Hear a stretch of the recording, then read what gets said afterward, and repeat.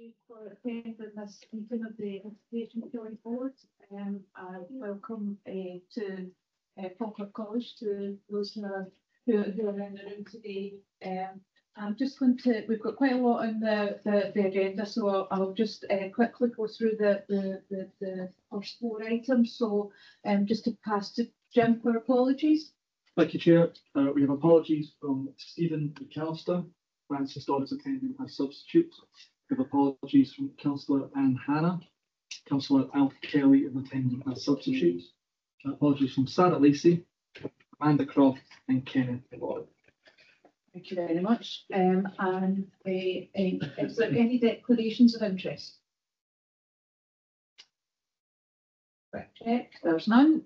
Obviously, if anything comes up during the meeting and you think that you do need to declare an interest in relation to, you can bring it up at that point. Before I move on to the minutes, I want to take this opportunity to welcome Tom Cowan formally welcome Tom Cowan as the interim head of primary care services. And I also would like to note we had news very recently that NHS Forth Valley is out of stage 4 escalation, and I think we need to say well done to the leadership team, but also all the staff who have been involved in the considerable amount of effort to make this happen. And I think we have you can certainly see across both the NHS Forth Valley and the partnership, the work that's been involved. So thank you very much, everybody. And obviously we'll hear more as during the agenda around the different parts of the performance monitoring, etc. with that links in. I'm going to move us on to the minute of the meeting of the 28th of June.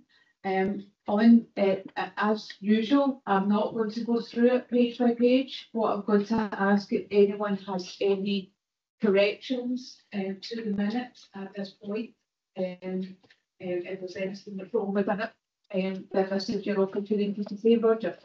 Yeah, notes on page 10. What I said, that's not an accurate representation of what I said at the meeting. Right, so can you maybe give us an idea of what it was that you said there? I apologise because it wasn't you. Yes, I said that the research evidence showed that there was no benefit in the planned move from for children and children's services to a different structure in IJP, and therefore the disruption caused by the move was an unnecessary disruption of staff going through that. And at the present time would be unnecessary for them. The disruption would be unnecessary for already fresh staff. Thank you. And we can amend the minute to reflect that. And with that amendment, are we happy to approve the minutes? Agreed. Nobody's saying otherwise, so we'll say yes. Yes. I'll move us on to item 4, which is the action log, and most of the things are into 2025. The first item in 20 is in relation to the intermediate care facility, and that's just something that will remain on the agenda in terms of the community bed review and what that means in relation to that. Obviously, we've had discussions around the potential capital cost of that and the availability of capital at the moment. Does anyone have any questions on that? Okay, right, in that case, I'm going to move us swiftly on to the Chief Officer report. I'll pass over to Gail. Thank you very much, and good morning, everybody. It's good to be able to be here and present the Chief Officer report for this IJB. So there's a slight, I've changed the format slightly, so it covers local, regional and national updates, and this is a briefness to it, which will be helpful. So in terms of local updates, there's an update on leadership. We, as I mentioned already, the new interim head of primary care service, so I'd like to welcome Tom on the team. We've also been progressing the senior leadership structure review, and a number of you came along to a session the other week on that. So the consultation for the structure has now finished. There hasn't been any objections to the proposals, so that will now be taken forward. And that will see a move towards a realignment of the 4 existing heads of service roles into head of community services, head of specialist services, chief finance officer, and head of planning and transformation. So we're aiming to progress the matching and slotting and any recruitment into vacant posts over the next few months. I'd updates in the future. Alongside the review of our leadership structure, we've also been looking at our governance structures. So colleagues here participated in our workshop with IJB members in August, and that's been distilled with a view to bringing forward a report with recommendations for some changes around our governance, which is expected to come to IJB in November. In addition to that, we're looking at our management governance to make sure that it remains fit for purpose to support us to deliver what we need to do at pace in terms of the transformation that's been prepared. We've had 2 inspections since the last, or 2 results of inspection since the last IJB. We have had our housing with care services inspected, and the outcomes of that were very good across both indicators that were looked at. And there's more detail of that in the report. And we also had an inspection of healthcare services at HMP Wyway Stirling. And again, that was quite a positive inspection. And the overall rating is satisfactory. And that's against an option of ratings between unacceptable to generally acceptable satisfaction rates. So it's a certain which is very good, especially given the newness of the facility there. The Chief Officer report also contains a brief finance update, and I won't go into that because Marie will go into that in the next 2 papers. Also locally, we've been very much focusing on whole system working, and there is a national focus on delayed discharge, a mission to reduce delayed discharges across Scotland. There are weekly meetings taking place with all Chief Officers and the Cabinet Secretary. In addition, there's been 2 meetings with Falkirk Chief Officer and 2 Chief Executives of the Council and the NHS with the Cabinet Secretary over the summer months. We do have a robust plan in place to help minimise the number of people who are in hospital awaiting support to transfer to a more homely environment. We are seeing some early indications of a positive impact in that regard over the last few weeks as well. There'll be more information on that at the next meeting. The work around the integration of children's social work and justice services continues. There is a programme board that oversees that, and that's expected to come to through governance, and that will include requiring a decision by Falkirk Council, NHS North Valley and IJB. And it's expected that decision will be ready to be taken at the end of January. At the moment, our IJB meetings are only set through till the end of 2024. So there's a likelihood that a special IJB meeting will be required and potentially on the 31st of January. And we will confirm that as soon as possible. The review of the integration scheme has been ongoing. There is an early draft that's available. The draft for Flatman Insurance Stirling is in consultation, and the draft for Falkirk is intended to go out for consultation in mid-November. The reason for that is because of the work ongoing around the potential integration of children's social work and justice services. So that will allow additional time for those aspects to be included in the consultation. Donald Park Dementia Service was formally launched in the summer. Again, it's a great resource providing support for people with dementia. It was formerly known as a Joint Dementia Initiative. There's been an investment into the facility, and that was launched on the 31st of July. And I'd recommend that colleagues go down and see it if you haven't had the chance to do so. In terms of regional updates, as well as updates, which isn't included in the report, it's given around the move from stage 4 to stage 3 escalation. There is also a new Chief Executive for NHS North Valley, Ross McGuffey. He starts on the Tuesday, the 1st of October. Amanda Croft, the current Chief Executive, finishes her tenure on Monday, the 30th of September. In terms of some national updates, there's national updates on the National Care Service, and the stage 2 consultation has just closed, and the responses are published on the Scottish Government website. And the Scottish Government provided a pre-budget fiscal update, and there's some information there, and set out their programme for government on the 4th of September. In addition, there's currently a review of social work governance and assurance ongoing across Scotland. And there's information about new homelessness prevention duties set out in the report. So the recommendations in the report are to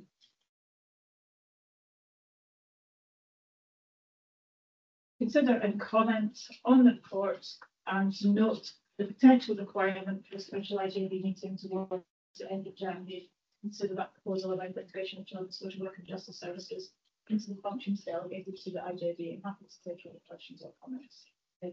Thank you very much, Gail, and I think the Chief Officer report always kind of summarises a huge amount of work, but just very much to note the amount of work that's been involved in developing the new structure, and thank you to everybody who was involved in that and to who engaged in the consultation. And I'll just specifically mention a couple of things around the inspections. And I think, really good results, and certainly indicative of the amount of work that everybody is putting into to both those services. So well done to all the staff. And just finally, I'm delighted to see the Dog Park Dementia Service launch. Unfortunately, I wasn't able to get down to the launch, but I saw some of the photos, and it's a fantastic service, and we're encouraging to have a visit, as Gail said. So I'm going to open it up for any questions or comments or additional information.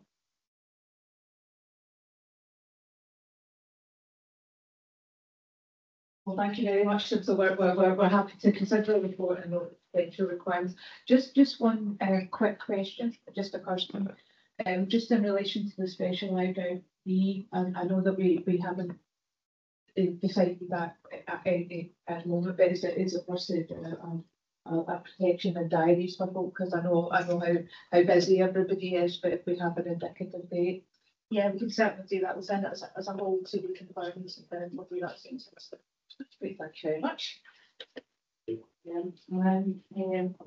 will move us on to our next report, which is the 24-25 budget monitoring report from Marie. That's your one now. Agenda item 6 is the Q1 budget monitoring report from the partnership, setting out our forecast based on the latest position available at the time of preparing the report. I thought it was important to include the most recent position available for council services. The projected position is as at Q3, which was at the end of June, and the health position is as at month 4, which was the latest information available at that time. As discussed at the last IJB, I have now included a number of additional appendices showing more detailed analysis of service areas and associated projections. With the appendices around the summary position, the social care separated position, the health position, and reserves and savings. Appendix 5 sets out the reserves held and commitments against each are being reviewed at the moment. So the information in that reserves appendix will be further developed in the next one. The overall Q1 projected overspend for the integrated budgets at this stage is 5.982 million. Within that, the projected overspend on council services, as at the date set out, is an overspend of 6.254 million. Services within the health side of the partnership are projected to underspend by 272,000. The set aside budgets in relation to larger hospital services are projected to overspend 7.4 million at this stage. It is assumed, as in previous years, that this position will be managed by NHS Northumberland. The variance analysis for social care overspend is set out in Appendix 2 and also at sections 4.13 to 4.12 and sets out the main reasons for the overspend. I will highlight the most significant variances as follows. External care at home services are projected to overspend by 7.6 million, following the release of service pressure reserves of 881,000 held for that purpose. I want to note that most recent data available this week suggests that the increased trajectory in the care at home packages is higher than that assumption, and further analysis is currently underway to determine refreshed estimates and the IGB should note that this overspend is likely to rise when the next period is reported. The work of the focus review team in relation to agreed efficiencies for this area has commenced, and the data around those reviews will also be available for next reporting period and will be included in that updated position. Offsetting this projected overspend, the in-house care at home service is currently projected to underspend by 3.8 million due to the number of vacancies within the service pending the care at home redesign. The in-house residential service is anticipated to overspend by 1.47 million in relation to staffing structures and use of agency to ensure safe staffing levels are in place. The external residential care service commission packages is projected to overspend by £2 million following the release of service pressures reserves of 175,000 held for this purpose. The position assumes that a saving approved for this financial year will be met by measures being introduced to reduce the spend on residential care places for the remainder of the financial year. There are a large number of vacancies throughout other services, with underspends offsetting the overall projected overspend, with the most material in assessment and care planning at £745,000. Recurring funds held for development are expected to underspend by £600,000 this financial year. I also want to bring to the IGB's attention at 1.11 that the Home from Hospital service jointly funded with Claxon Stirling IGB will end at the end of November, following a decision by Claxon Stirling IGB to withdraw funding for any unfunded provisions. They also noted a lack of evidence of the impact of the service regarding delayed discharges. As this is a Forth Valley-wide service, it was not viable to continue on a FOCAP-only basis. At 4.13, the overspend of 7.4 million against the set-aside budget for large hospital services is noted. A large portion of this overspend is related to unfunded contingency beds, along with more expensive agency use in relation to vacancies, recruitment difficulties and absence throughout services. As I mentioned earlier, this position would be managed within the NHS Forth Valley, and that assumption is included in the paper. Beginning at 4.14 and in Appendix 3, community healthcare has a projected overall underspend of 2.7 million. This relates mainly to underspends on employment costs throughout services, including a delay in appointing posts within Cunningham House Slow Stream Rehab, and an underspend of 1.4 million against remaining development funds held related to the previous closure of Falkirk Community Hospital wards. The underspend is offset by an underlying overspend of 430,000 relating to complex care packages. At 4.18, projected overspend of 2.4 million against primary care prescribing is currently anticipated. The forecast is based on the latest data available, with average prices per item rising by 30p over recent months. Prescribing volumes are also rising, with recent trend data showing increases of 9% and 8.2% over the months of April and May. It should be noted that this position has benefited this year from a one-off contribution from reserves of 3.5 million, without which the forecast would be around £6 million. At Section 5 and in Appendix 4, the projected position with regard to this year's agreed savings is set out. Savings on the integrated budget of 12.2 million were agreed, and it is currently anticipated that 2.4 million will be unachievable this financial year, and this assumption is built into the overall position and figures included in the paper.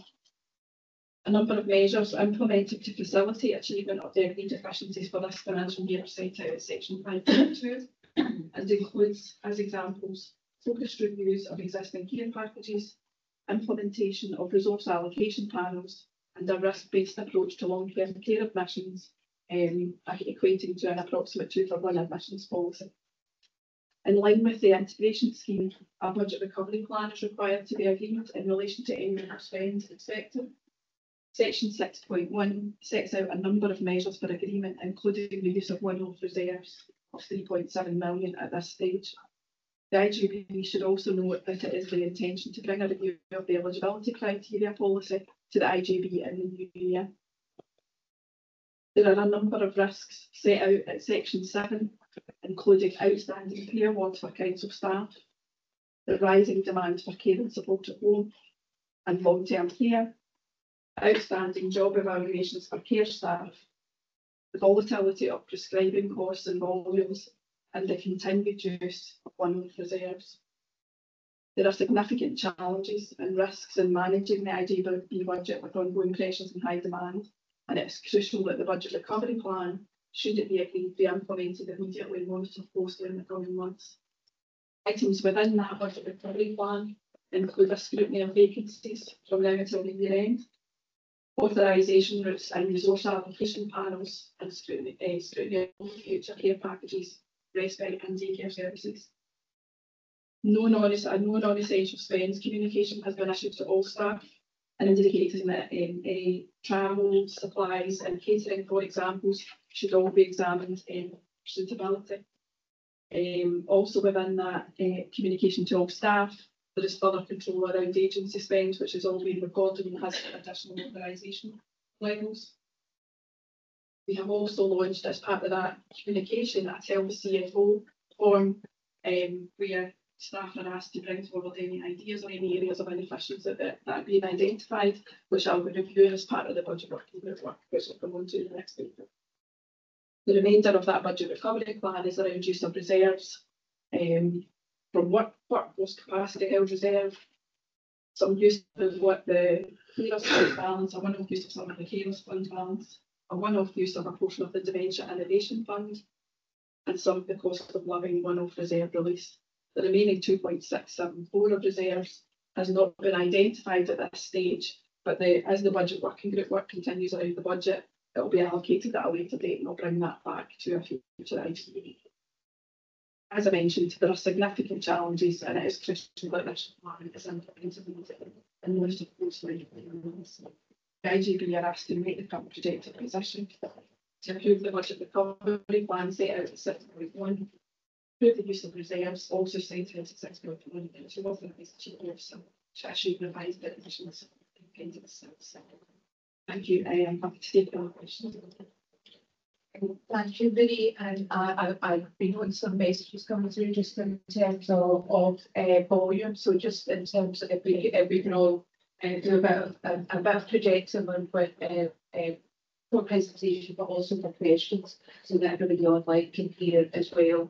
And thanks very much for the report, even though it's I think probably not really what we want to hear. It's very, very challenging, and I think you know, looking at some of the things, I suppose an example would be the hospital project around the decision to withdraw, and that is indicative of some of the pressures across North Valley. So that my colleagues in Glasgow, Stirling, IJB are facing, and that we are facing as well, and we need to focus on some specific areas like delayed discharge. I think, you know, some of the demands, I think, are things that we have heard a number of times around the cost of cost of prescribing, and around decreasing demand for particular things like care at home packages. So I'm going to open it up for questions now. I'll attempt to look at the screen, thank you, Jack, and the room. Does anyone have any questions for Renee?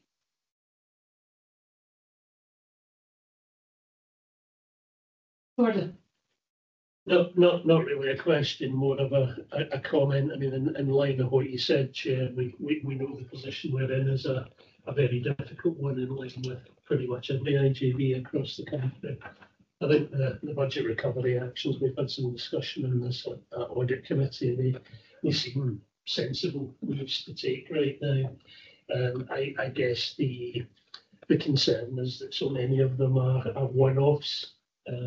So, you know, you can only do one-off actions once, he said, stating that really obvious, and they may get us through this year, but to some extent it's just pushing the pain down for future years. So, you know, we do need to get into that transformation space so that we're doing things differently, rather than trying to shoot the increasing demand, the increasing costs into a budget that simply isn't increasing. Thank you, Robert. I've got Robert online. Yeah, morning folks, Robert Clark, staff side for NHS. It's around the vacancy management. Is there...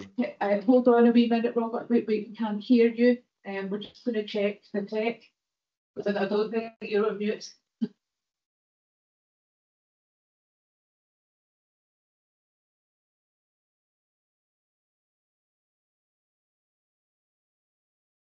I think that might be you now. Can you hear me now? Yes. Yeah, so Robert Clark, NHS Forth Valley Union Rep. I'm asking about the vacancy management and what criteria there is, and can that be shared with the trade unions, please?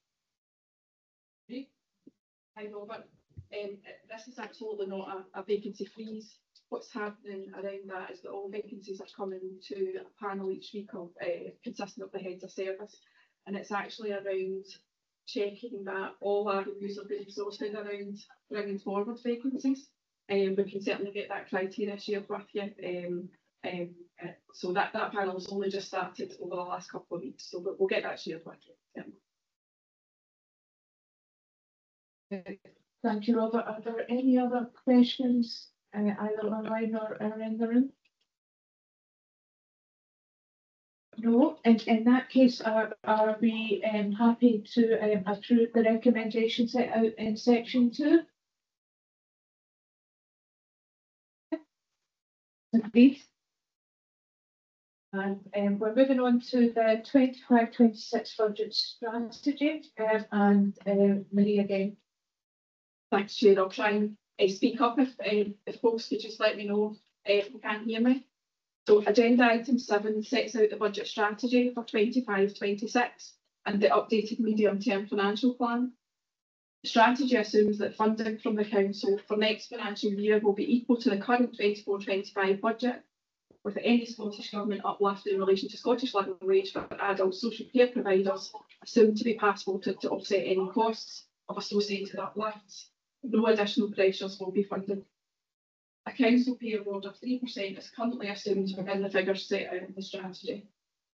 Funding from NHS Forth Valley is assumed at the same level as the current financial year, with any pay uplift pressure to be funded accordingly. Again, with no additional inflationary or other pressures funding to be passed over. For the purposes of this strategy, it is currently assumed that any budget pressures in relation to the set-aside budget will be managed by NHS Forth Valley as is normal. It is proposed that a budget working group will be convened, and actually the first meeting of that budget working group has actually taken place last week. The budget working group will review current pressure assumptions included in the medium-term financial plan and bring forward savings and transformation proposals to fund the updated budget gap. As the budget process progresses, a number of IGB development sessions will be held in October, December and February to keep members informed of progress and to give early sight of proposals being brought forward to fund the budget gap. Regular updates will also be given to the Joint Staff Forum and additional sessions arranged with them as required. A period of public consultation will also be held in January, and the findings will be included in the IGB budget development session in February prior to the March IGB meeting where the budget is required to be set. It is imperative that whole system transformational change takes place to bring the IGB budgets into balance over the medium to longer term, which requires capacity for delivery. The updated management structure will help to address this challenge with transformation capacity built into that model as Neil set out. It is also planned that the budget working group will carry out a full review of commitments against both non-recurring and recurring reserves to identify funds which can be used for both funding of the current year pressures and to ensure current commitments are appropriate and affordable. This review will also include consideration of partnership funds commitments. The indicative timeline discussed is set out in section 5.6. Section 6 details the original medium-term financial plan which was approved by the IGB in March this year, with a budget gap of 9.8 million over financial years 25-26 through to 27-28. Section 7 sets out additional risks to this position and some initial adjustments which have been made. 7.1 shows that in order to bridge the gap in the current financial year, one-off reserves of 4.090 million were utilised. In view of the current projected position for this year, it is unlikely that a recurring solution to this one-off amount will be identified. Therefore, an additional pressure for this amount has been included in the 25-26 gap.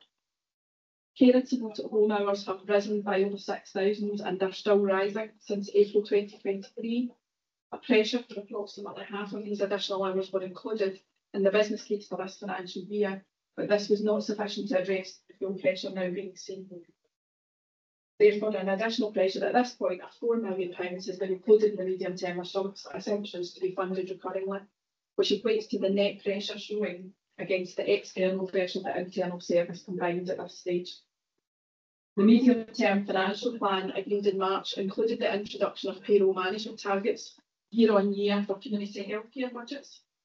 These adjustments would have had a cumulative effect and would rise to approximately 2.2 million of a vacancy management target by 27-28. It is unreasonable to continue to increase this target without further analysis, and the final 2 years have been removed at this stage from the plan, pending further consideration by the budget working group, and as a result has increased the overall budget gap by 1.028 million.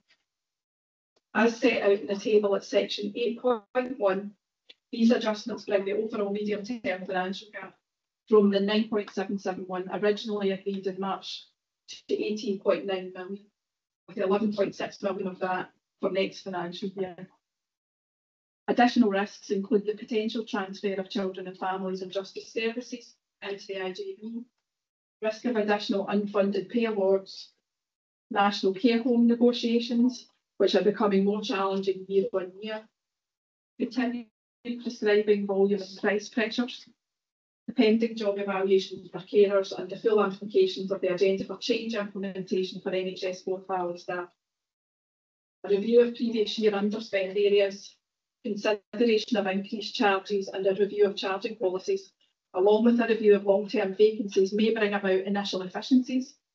Although our goal would be to close the budget gap without the use of any further reserves, the scale of the challenge is significant and will require some difficult decisions.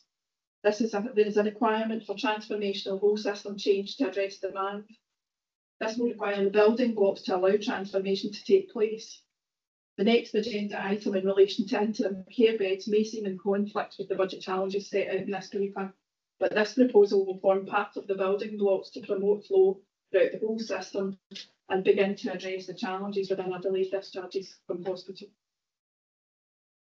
A budget update setting out progress to date will be brought back to IJB in November and then remitted to partners thereafter, as required by the integration scheme. IJB are asked to note the proposed approach to setting the 25-26 budget, to note the key timelines for preparation of the budget and the medium-term financial plan, and to note the pressures and risks identified, and that the budget working group will review any further risks and develop proposals to fund the budget gap, which will be brought to the March IJB for approval. I'm happy to take any questions. Thank you, Marie. I'm going to open it up to questions in a little minute. I just wanted to note the point around the development session on the 3rd of October, and also further budget briefings that Marie has put the diary in as working with members, and I would encourage everybody to be able to engage with those and get as much information as possible going forward, because I think it will certainly help with our decision making. It doesn't necessarily help with the position, but it certainly helps with our understanding and looking at what we might need to do going forward, but also where we need to invest in transformation, as Marie referenced. So I'm going to open up for any questions or comments.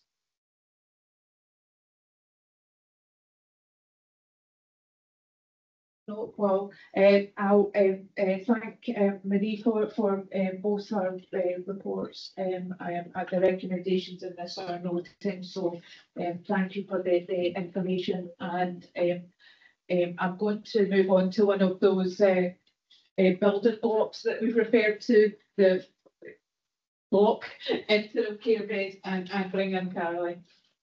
Yeah.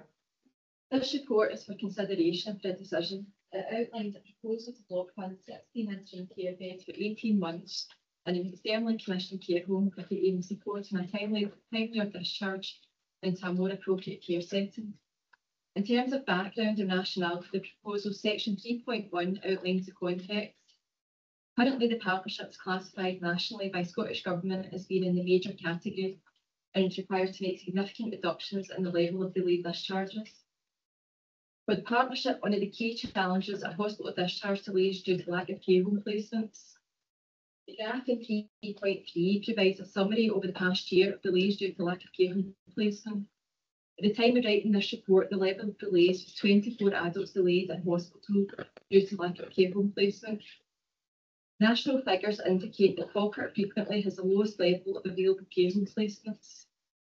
This adversely impacts on outcomes for the adults that require this level of care and are delayed in hospital, consequently impacting adversely on the whole system. The proposal is outlined in section 4. This entails block funding 16 beds within a discrete unit of a care home that is currently not in use. The contract would run from the 1st of December to the 1st of December 2024 to the 31st of May 2026. The proposed contract would be closely monitored and flexibility to terminate on either side by providing a month's written notice to terminate would be included. If agreed, prior to the contract go live date, work could be undertaken to work with adults that could have their needs met within the interim care unit, pending moving to a permanent care home placement. The proposal would be a significant investment in improving pathways for delayed discharge. It sits within a range of improvement work that is ongoing in relation to improving their performance in delayed discharge. If agreed, the benefits would be first for the adult who is currently delayed in hospital. They could be moved to a more homely setting to wait for their care home of choice, receiving more appropriate care to their needs. Secondly, by increasing capacity in the system, the overall whole system flow will improve. Permanent placements that are currently being used for interim placements would also be more available to be used more appropriately, and this overall would provide timelier discharges. Thirdly, the timing of the contract will increase capacity, particularly as winter pressures mean demand is generally higher because health and social care during December to February. Section 4.11 references that GP cover to support the function of the unit may be required. Arrangements for this are currently being explored. The full timescale and associated actions for the proposal are outlined in 4.12. Of note, if agreed in October, the contractual requirements will be progressed. We would complete the exploration of GP cover and finalise the move-on policy. In November, the move-on policy would go through governance and the contract would be signed. This would enable recruitment for the unit and decoration to be completed. At the same time, the hospital discharge team would be engaging with adults currently delayed awaiting a care home placement and their families to discuss moving into an interim care home, into the interim care block funded unit, pending a move into a care home of their choice. And from the 1st of December, the contract would go live and adults would begin to move into the block funded interim care unit. The cost of proposal is outlined in the resource implications under section 5.3. The proposed 18-month contract is based on the National Care Home Contract Bursting Rate. This equates to £15,177.44 per week. So for 18 months, the full cost would be £1,183,840.32. This would be funded from 0.8 million reserve funding and 0.8 million from recurring funds. 0.27 million would be utilised from the one-off reserves in the first instance to fund the spend for this financial year, and as Marie has mentioned, is assumed in the financial position. It should be noted that adults assessors requiring 24-hour care on a permanent basis following transfer to the interim placement will be subject to the charging policy. This is still to be factored into the figures, but would slightly reduce the overall cost. As mentioned previously, a move-on policy which supports the process for using interim placements is being developed and is planned that it will be presented to the next meeting of the IGB for approval. So if I can just come back to section 2, that the boards are being asked to agree the proposal, note that a move-on policy is being developed to support the use of the service, note that the charging policy will be applicable, note that we're considering GP cover required for the unit, and also would want to draw your attention to the direction for actions to support the proposal, which are outlined in Appendix 1. And lastly, we would want to note that the EPIA for this proposal has been completed and circulated. I'm happy to propose this. Thank you very much, Caroline, and I know this has been a significant piece of work, so thank you for the work involved in that. I'm going to bring Gail in, but I first, but I'd also like to bring Francis in just in relation to the difference that this might make. So I'll start with Gail. Okay, so this is a significant investment that IJB is being asked to make, and we don't bring proposals to invest additional funds in lightly to IJB given our current financial position. It's really important around our aim of having the right person getting the right care at the right time at the right place.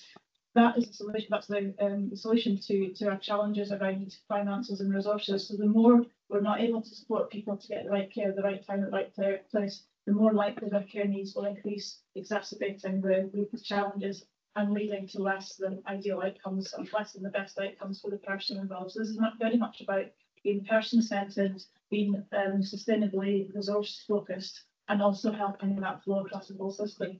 So we all know that if people are in hospital when they don't need hospital care, that isn't a good place to be, and that can actually result in harms coming to the person. So it can result in deconditioning. So supporting people to go to a more appropriate place while they're waiting for the long-term care needs to be met will help that person, that individual, get the very best outcomes. At the same time, and that releases a hospital bed in the acute hospital for people who absolutely need acute care to be provided, and it helps that flow across the whole system. So it's very, very clear that this has to be a short-term solution. There's lots of improvement work underway around our whole systems, processes, etc., that Caroline's alluded to, and that is around the appropriate assessments at the right time, right place to support people in the care they need. We will have a very clear exit strategy. This is not a long-term solution. This is about creating the capacity for a step change in our system to allow a time for the wider improvement work to have that impact, and it will make a significant difference to the hospital in particular and our flow throughout Queensland. Francis might want to mention some more about that. Yeah, thanks very much. And I'm speaking as the Executive Nurse Director for NHS Forth Valley in this context. I think Gail has articulated well the potential for harm to the residents of Falkirk who are in this situation, and also trying to do the best for people.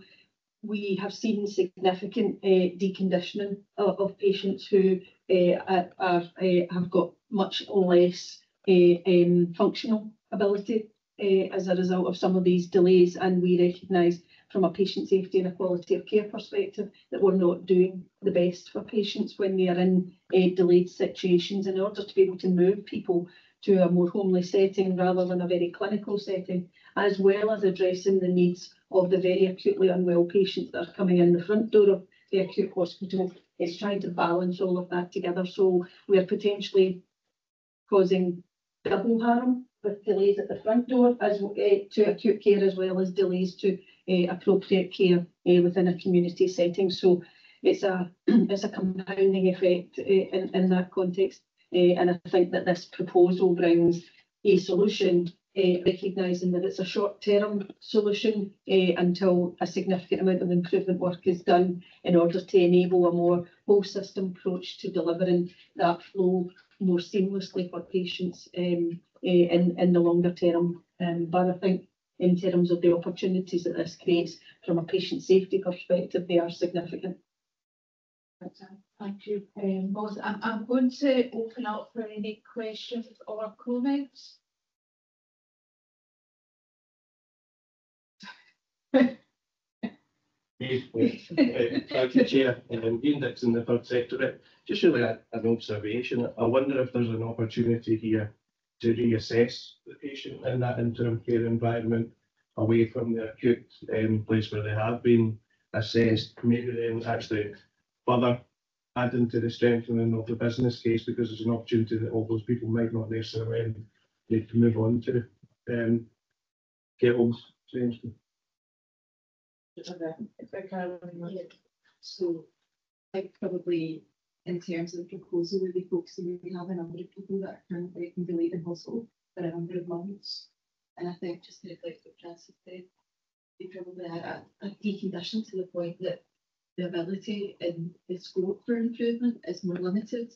I think there's opportunities we go through the time scale and contract rounds that perhaps we might have opportunity to do some kind of change within that unit, to move people quicker and do that assessment within that unit.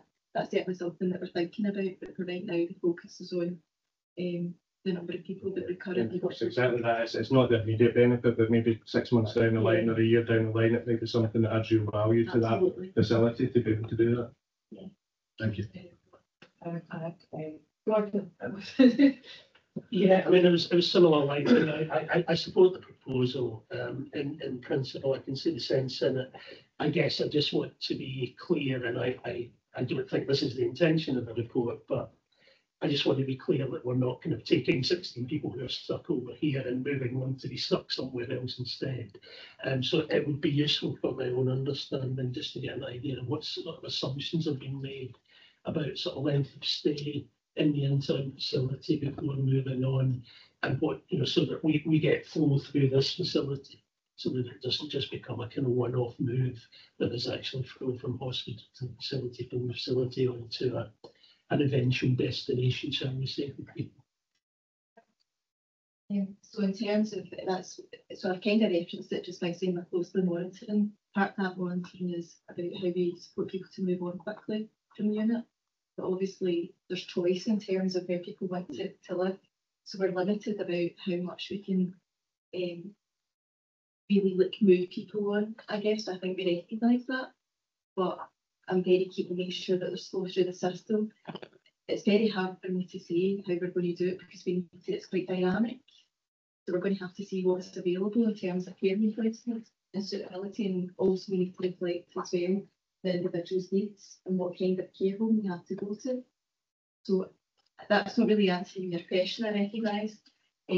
But what I can do is reassure you that we're very keen that that's an interim care placement. It should be used for short-term use, and we're keen to move people on to their end destination as quickly as possible in a more homely setting, because we know as well that a number of moves isn't a positive thing for an individual, right? So we need to be quite reactive. So what we've done is we've put in a kind of process around it that involves like weekly MDTs in the community that will kind of oversee the work of that unit, and we can try and be quite dynamic and respond to things as they happen.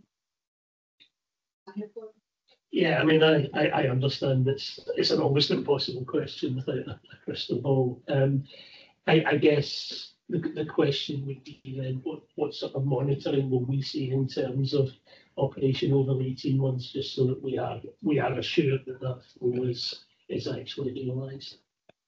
So I think that's a good question. I think that's something we'll build into thinking about in terms of how we report on performance, and through our long-term governance committee as well, to provide that assurance around the suggested change, the impacts, and how that can be demonstrated. But yeah.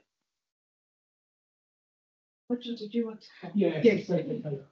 I'm not really supportive of this idea, because like what's been said by so many people stuck in hospital, or you don't need to be in hospital, does a lot of harm to a lot of people. But I just wanted some assurance that everybody's an individual, and moving to an intermediate may be more harmful to some people than others. And it isn't a default, automatically move to this just because you're delayed discharge, because there might be circumstances where that is going to be more harmful than waiting a little while to move on to a current placement.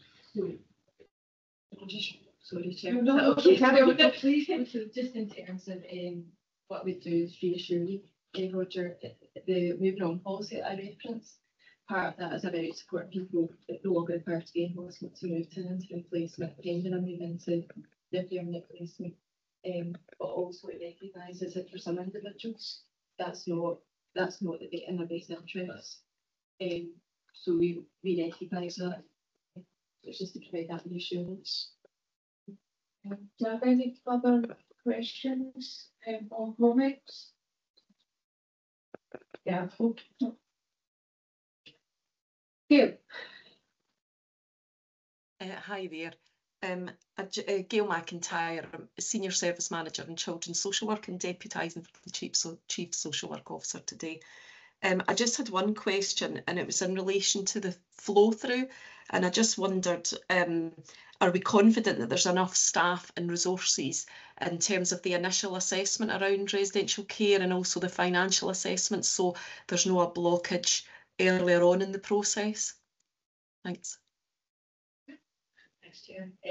So in terms of assessment, so some of the improvement work that we've been doing, Gail, is around making sure that assessments are allocated quickly, and also in terms of assessments, it's the right person that's completing that assessment.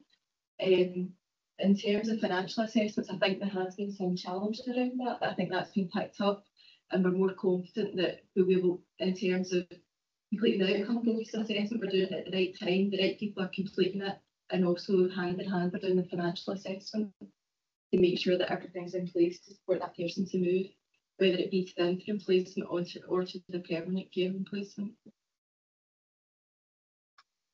Okay, thank you. Thank you. Are there any other comments or questions? No, just check it. I have a bit of a difficulty. I can just about see online. So I've got another screen here where I can see if people have got their hands up or not. So I'm going to bring us back to the recommendations. 2.2 and 2.3 are not, and 2.4 are noting recommendations, but I'll be happy to agree recommendation 2.1 in the proposal of Loch London. Agree, and happy to, and in relation to authorising the direction to the Chief Executive of Falkirk Council and NHS Forth Valleys. That's just the directions that follow up with that. Thank you very much, Caroline. And I'm going to move us on to our next item, which is Caroline again, which is locality planning. Thank you.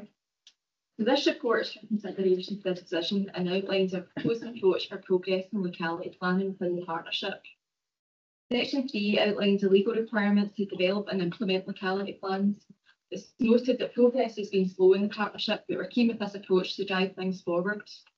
Locality plans will interpret how the outcomes and priorities of the partnership strategic plan 23-26 will be delivered in the context of the locality area.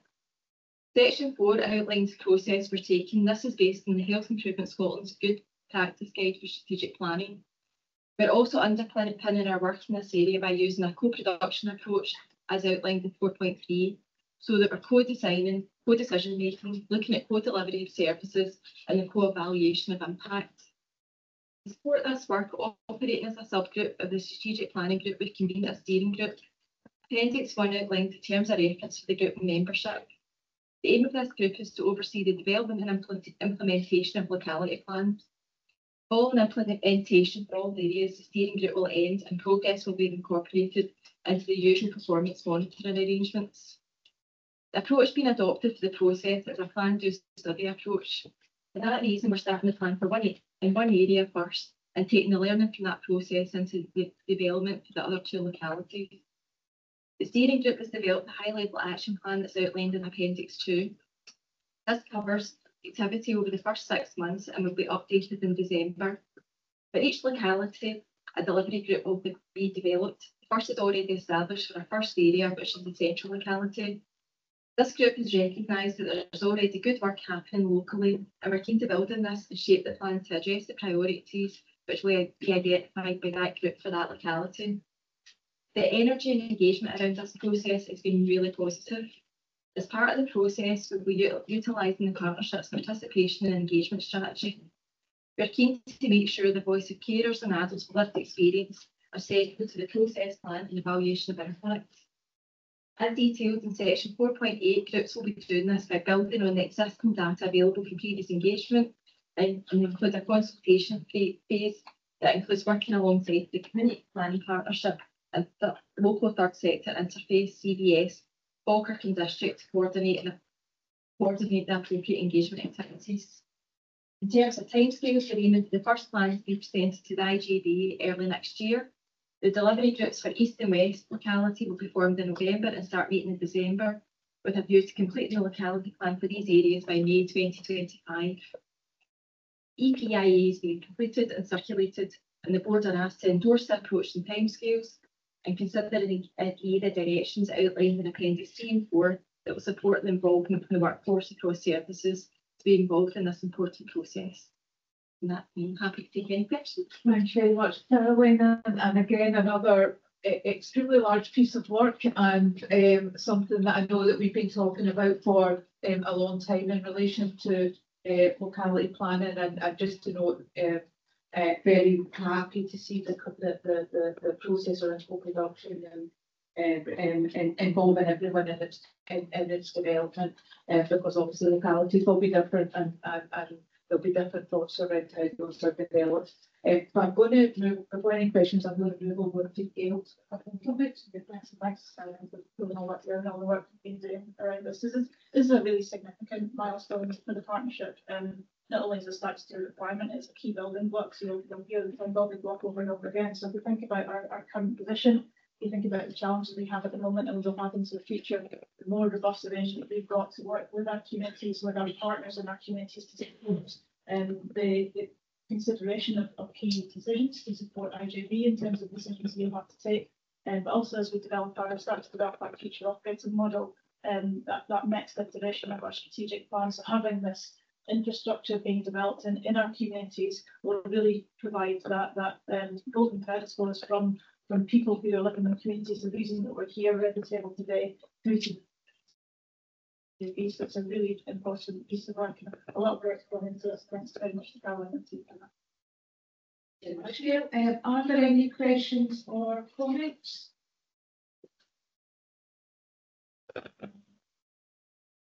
Well, in that case, I'll be happy to agree the recommendations, which are endorsing the approach, agreeing the time scale, and authorising the issuing of directions.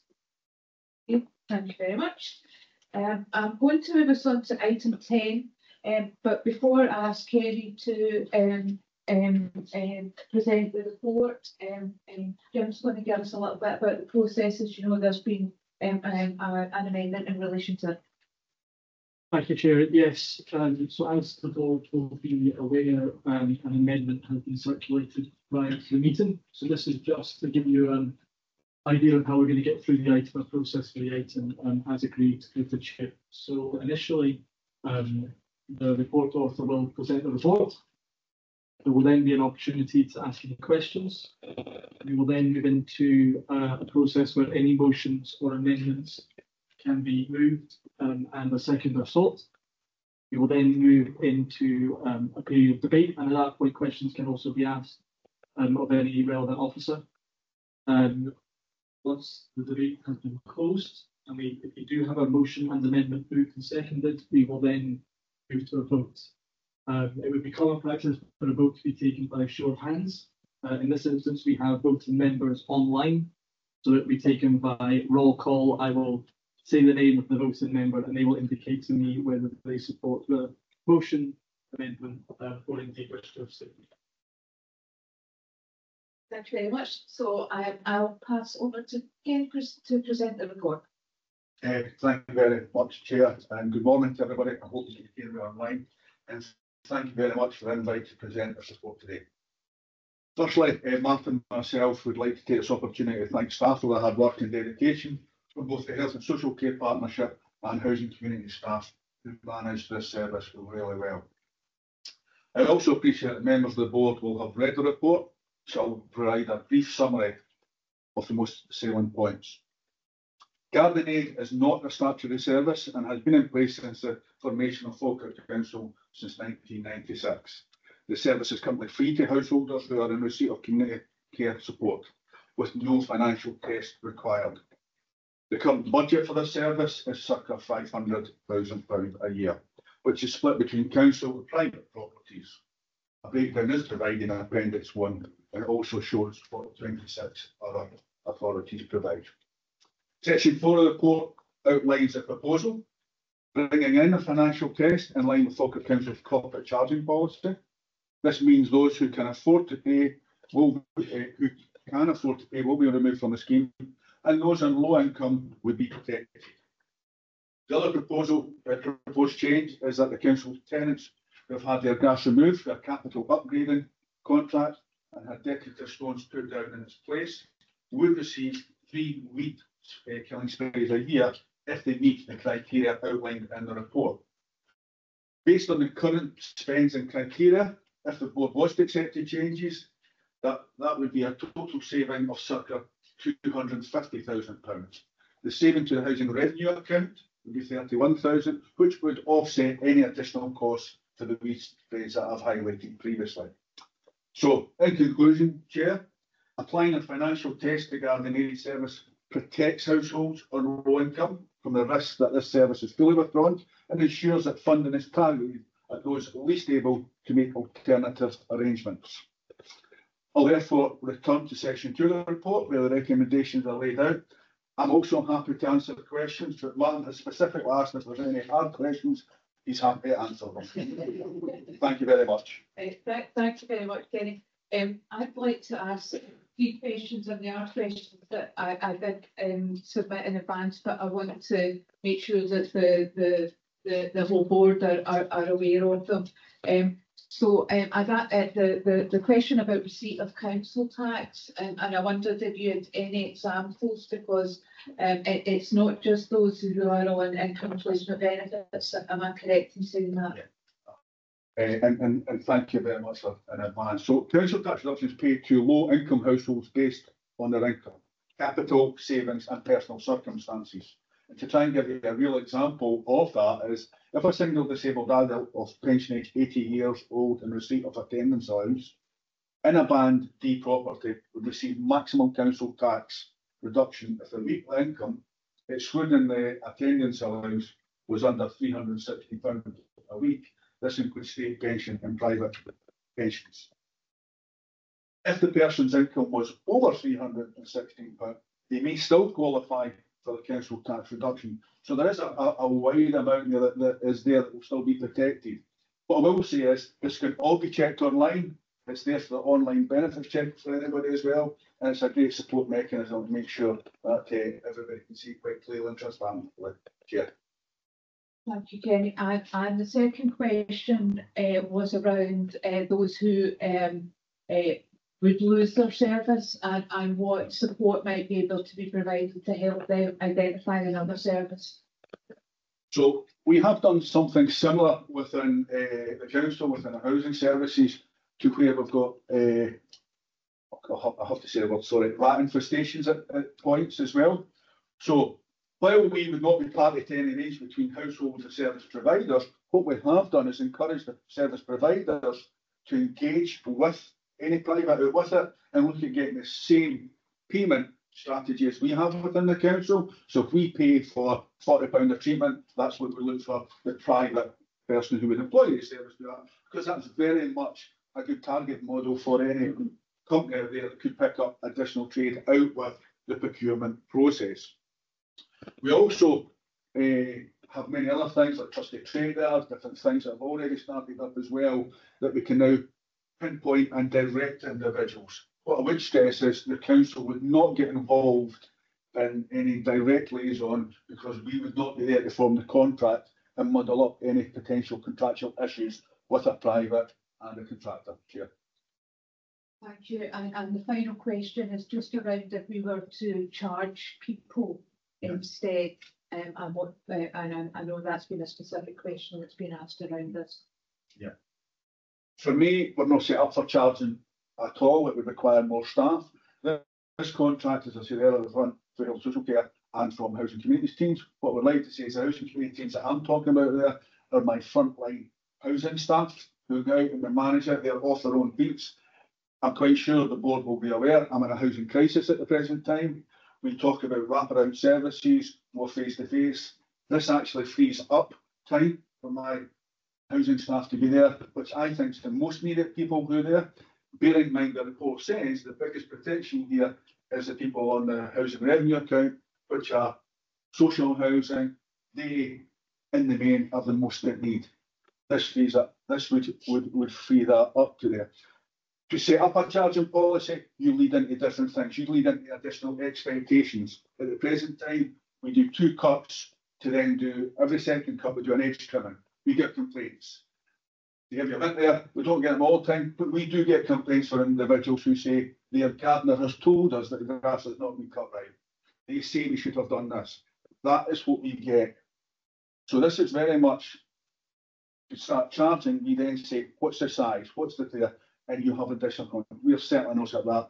We've looked at this before, and we've looked at different things, Chair, and you're talking about a completely additional team with different skills that we've not got at the present time, which would only increase our asset team. Thank you. Gail, did you have a question? If you're not a question, I'm just going to come in to add in response to that question. So the other aspect of this would be around if the council charged for a service and offered that sort of a commercial service, not only would it cover the aspects that Kenny's covered, but also in terms of the community planning partnerships Falkirk plan around the community wealth building as one of our aspirations. IJB is a member of the community planning partnership. So potentially we could not be given an opportunity for social enterprises and local single one-man bands or local organisations to take that as a community wealth building initiative as well. Just on the back, just there, that's also part of Forth Valley initiative as well, in community wealth building that we're part of as well, and it's making sure targeting these areas, as Gail has said, about entrepreneurism, small area, but also making sure that we can provide what I'll call a more focused service of individuals that can do that at a very reasonable cost. Thank you. I'm going to open up to other questions. I've got one online to start off with, which is Victoria. Yeah, thank you, Chair. So my name's Victoria McRae from CBS Falkirk District, the Third Sector Interface. We're more than happy to have a conversation about how we can seek to provide opportunity within this field, pardon the pun. However, what I will say is that volunteering is absolutely not job replacement, nor is services provided by a social enterprise. So we will seek to create different roles in which to help people in and around cutting their grass, etc. But I just need to make the point, particularly we have union representatives here today, volunteering is not unpaid alternative for job replacement. So yeah, happy to take the discussion offline with Kenny and his team, and happy to report back at a later date. Do you have any other questions? Sorry, Councillor Flynn. Sorry, is it me? Yeah, the sound isn't very good, so apologies. Thank you, Chair. I'm quite concerned about this whole report. I understand the need to save money, so I don't have any issues with that. But I think your timing of the report is awful, to say the least, because following on from the UK government's removal of the winter fuel charge to many millions of people, here we have a similar thing, a similar action here in Falkirk, you know, and quite frankly, I think the timing is just absolutely disgraceful, you know, and it's all done in a blunt, you know, it's a hammer to crack a walnut, you know, just in a couple of lines, no longer eligible, 1,464 people. Now, if you're a penny under, you know, a financial, what do you call it, setting, you get the grass cut and the hedges cut. If you're a penny over, I'm taking just a general statement, you don't. Now, many people, you know, their financial affairs fluctuate, you know, many people are struggling. So I'm really disappointed in that, you know, and I think one other thing which I must say as well is that there's been no consultation, I notice, with any of the users, with any community councils. It's just been put forward, well, this is what we're going to do, you know. So that's my first point. My second point is really a question, two questions. I've already emailed on the first one. The grass cutting every 2 weeks to me is a luxury. I get my grass cut and it's every 3 weeks, you know, and in either a hot summer, which isn't this summer, but the tail end of a summer, the grass doesn't grow as much. So I think savings could be made by extending that. But I do have a concern about the weed killing incident. And this is a question for Kenny at that. Are you going to notify households in advance of spraying their stones or whatever their front garden or that's covered in that they're going to be sprayed? And are you going to make allowances for any other plants that are killed by the spraying? Because spraying isn't selective. You know, it kills weeds, but also kills other plants. And there is a danger, I guess, as well with children, adults, pets that may go into the stoned area, you know, after the weed killer has been sprayed, and there's a potential medical danger there. So I'm really concerned about the whole thing, and I think we really need to have a close look at the whole thing and revise our thoughts on this. So that's my first statement. I reserve the right to come back with other points. Thank you. Thanks, Jim. And obviously we've just got a couple of questions there. So one is on frequency of cuts, and the second is on the weed killer and the process around that. Yeah, if I could answer the second one first, please, and it's fresh in my mind, Councillor. Any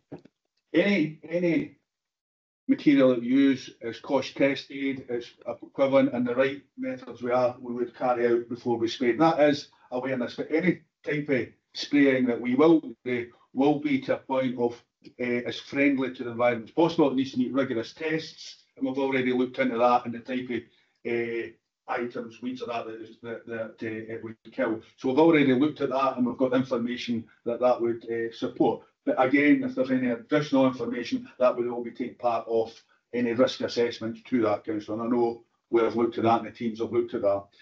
In regards to your grass cutting, this was a question that was asked many years ago, and I asked that, and I was told quite directly, cutting grass is not like cutting your hair.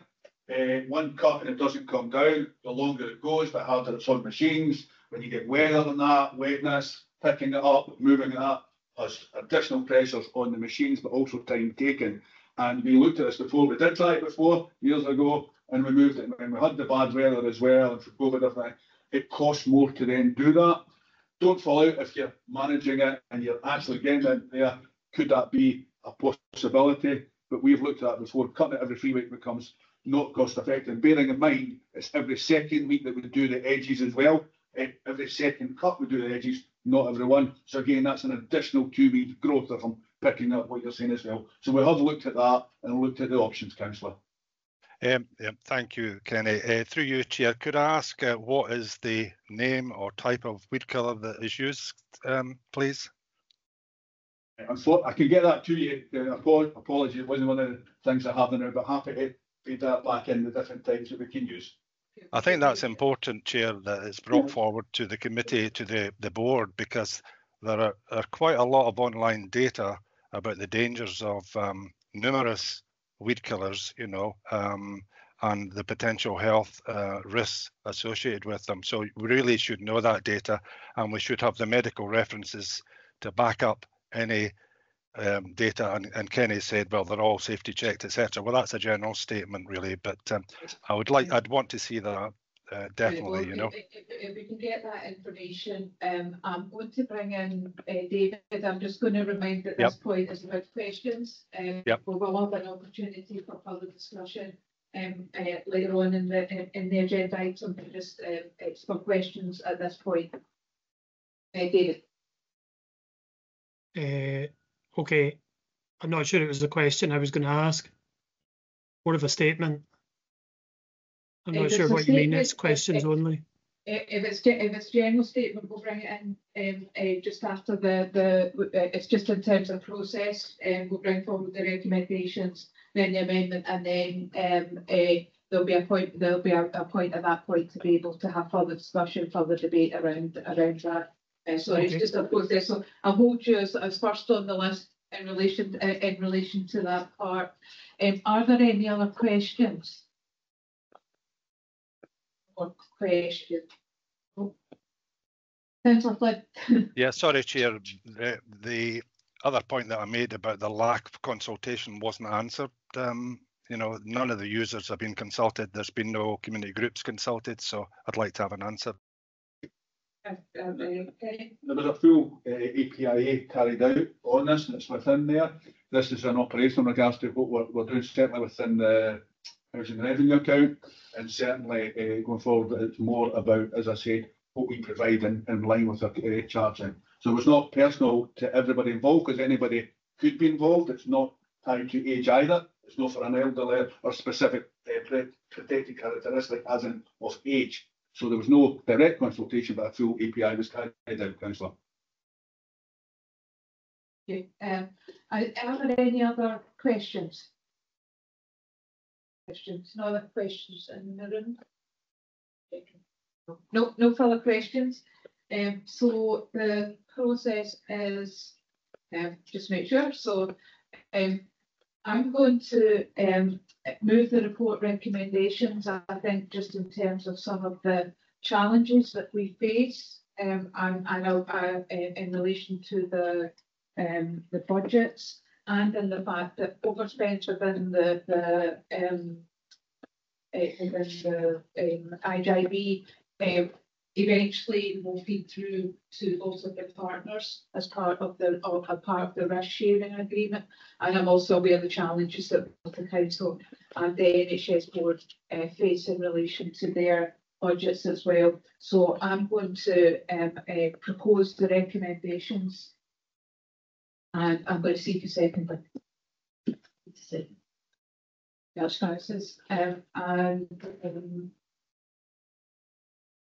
Does anyone want to make an amendment? No, the amendment, as you all have on your desks, that if you want me to do it, well. We're asking the Integration Board, note that the report advises a number of authorities that provide gardening services charge for doing so already. So I don't see it would be very difficult for us to do the same thing. Note that the report doesn't provide information on how charging for the service could operate in Falkirk, and does not set out why it's not explored as an option in the report. Note that this service is valued, really valued by many older people. And what we'd ask is that we don't take an decision today, seek supplementary report in the November meeting, exploring the options for charging as an alternative, in order that the board can take a decision for the full range of options in front of it. And doing so, the board recognises that the decision in charging rests with the council, but that's open to the board to decide to recommend charging. On what Councillor Flynn said about older people have been getting hit all the time in the recent years about we know they want a fuel charge, now we want to charge, or we want to take away another part of the benefits they're getting. And that's really difficult at this time. I don't think we should be doing that at all.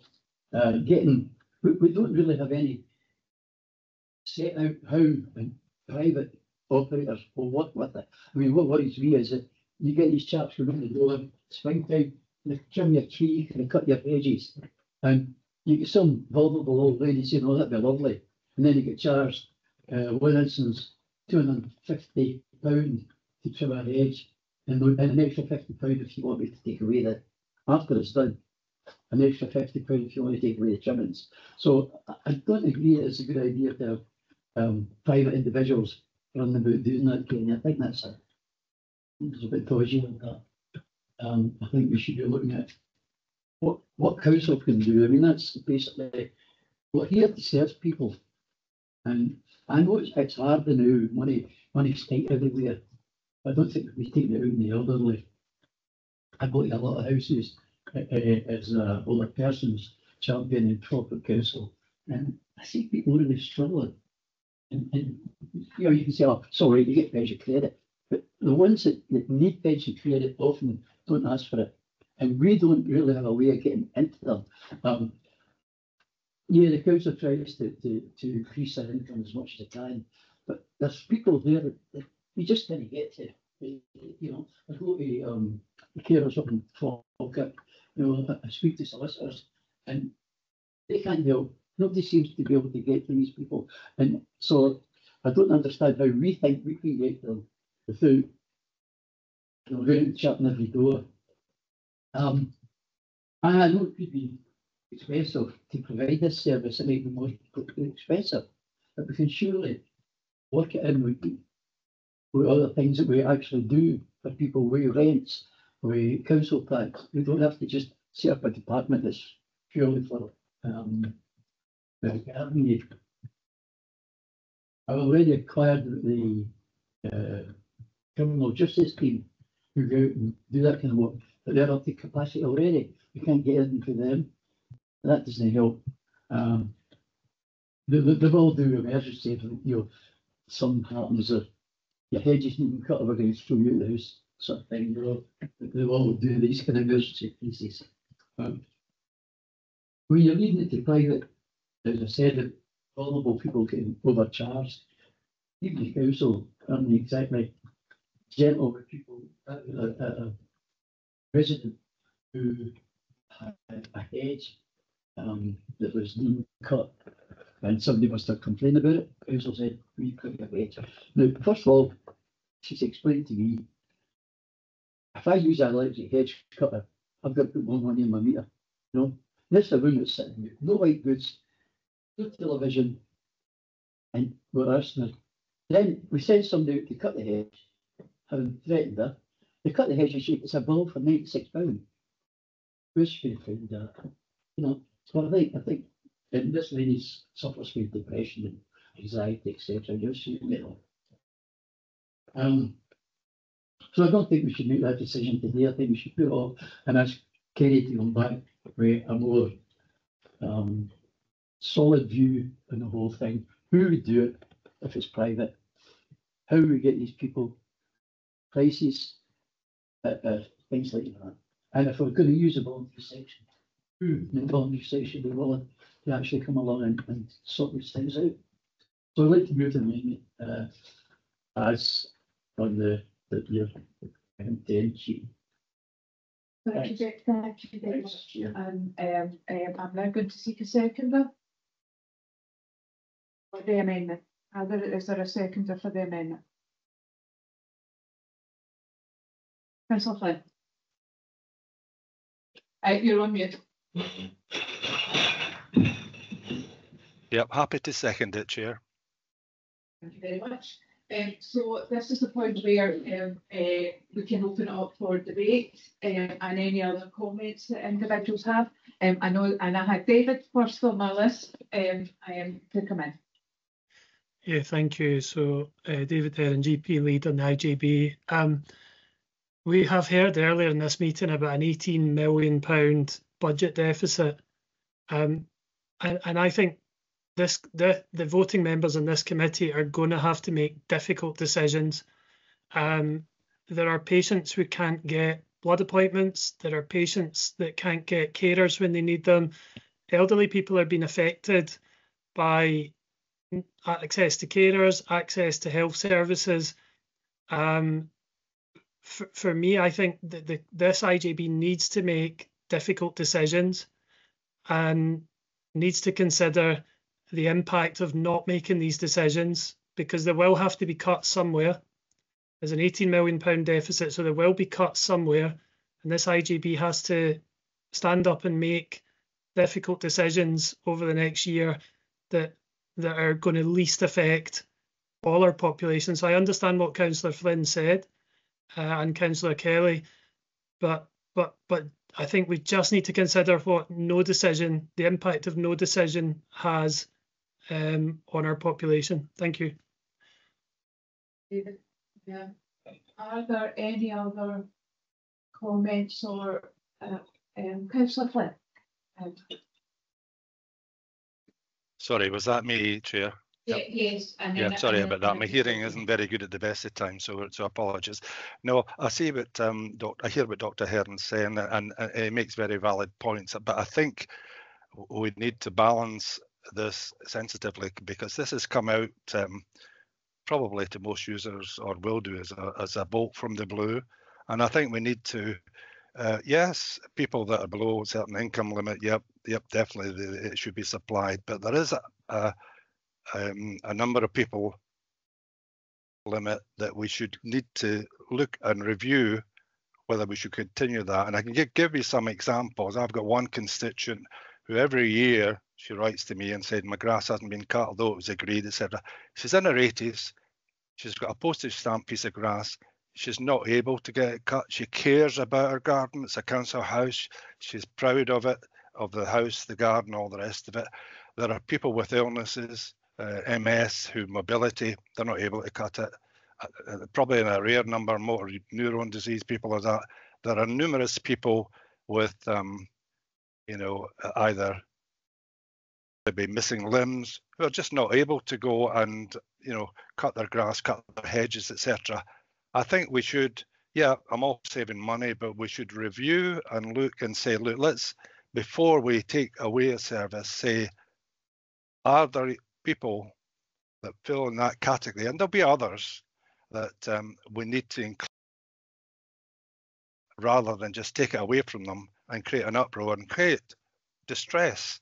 And I know Dr. Hearn's right, but one of the things that will happen as well is people, particularly people who are unwell, maybe cancer sufferers, will go to the GP. You know, they'll be worried, stressed out. I'm not just saying because of the grass cutting, hedge cutting, but it will add to the pressures there. So I think we need to factor that into the situation so that we're not just saying, okay, let's agree, let's take 1,400 people off the list, send them a nice letter and say, well, that's the end of it. You know, it's not being cut. Your grass is not being cut. Your hedges are not being cut. End of it. Because if they were good enough to be included before, and there must have been good reasons for them to include, we need to just carefully, you know, look at it and decide that we're not removing it from people that should have the service maintained. There is an opportunity. There are many people out there, and it's been touched on already, who are not on benefits and like that, and probably could afford to pay, I don't know, a nominal amount to the council to continue the grass cutting. So it shouldn't disrupt the, how can it be, the system, you know, the way it works. And if Falkirk Council can't get their act together to charge people, you know, for that service, then there's something sadly wrong, because if we're trying to meet budgets and cut budget gaps, we should be able to balance that and get ourselves in gear. So that's my point. The final point, sorry, Chair, regarding the wording of the amendment, I think it should be, through Jim Miller perhaps, typed up and put on either the chat or whatever, so everybody online and in the meeting knows clearly what we're agreeing to or not agreeing to. Thank you, Chair. Thank you, Councillor Flynn. I believe it's been sent out in advance, but we could probably share it on the screen if we could do that. Yes, Chair, happy to share on the screen.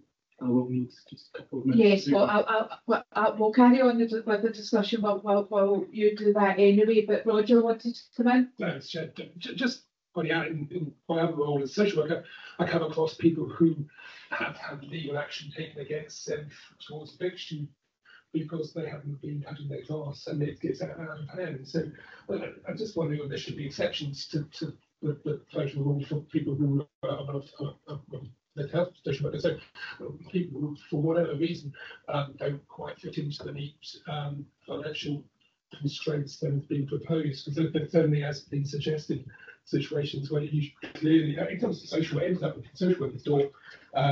These situations spend a lot of time and energy, which is counterproductive. So I wonder if we could consider some exceptional situation. Can I get Frank Kenny into it?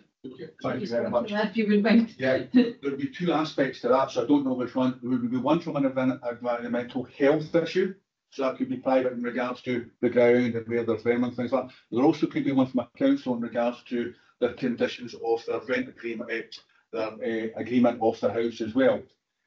It would be the most extreme circumstances that we would ever go in front of a sheriff for that to look for an eviction on regards to the grass cutting and things like that.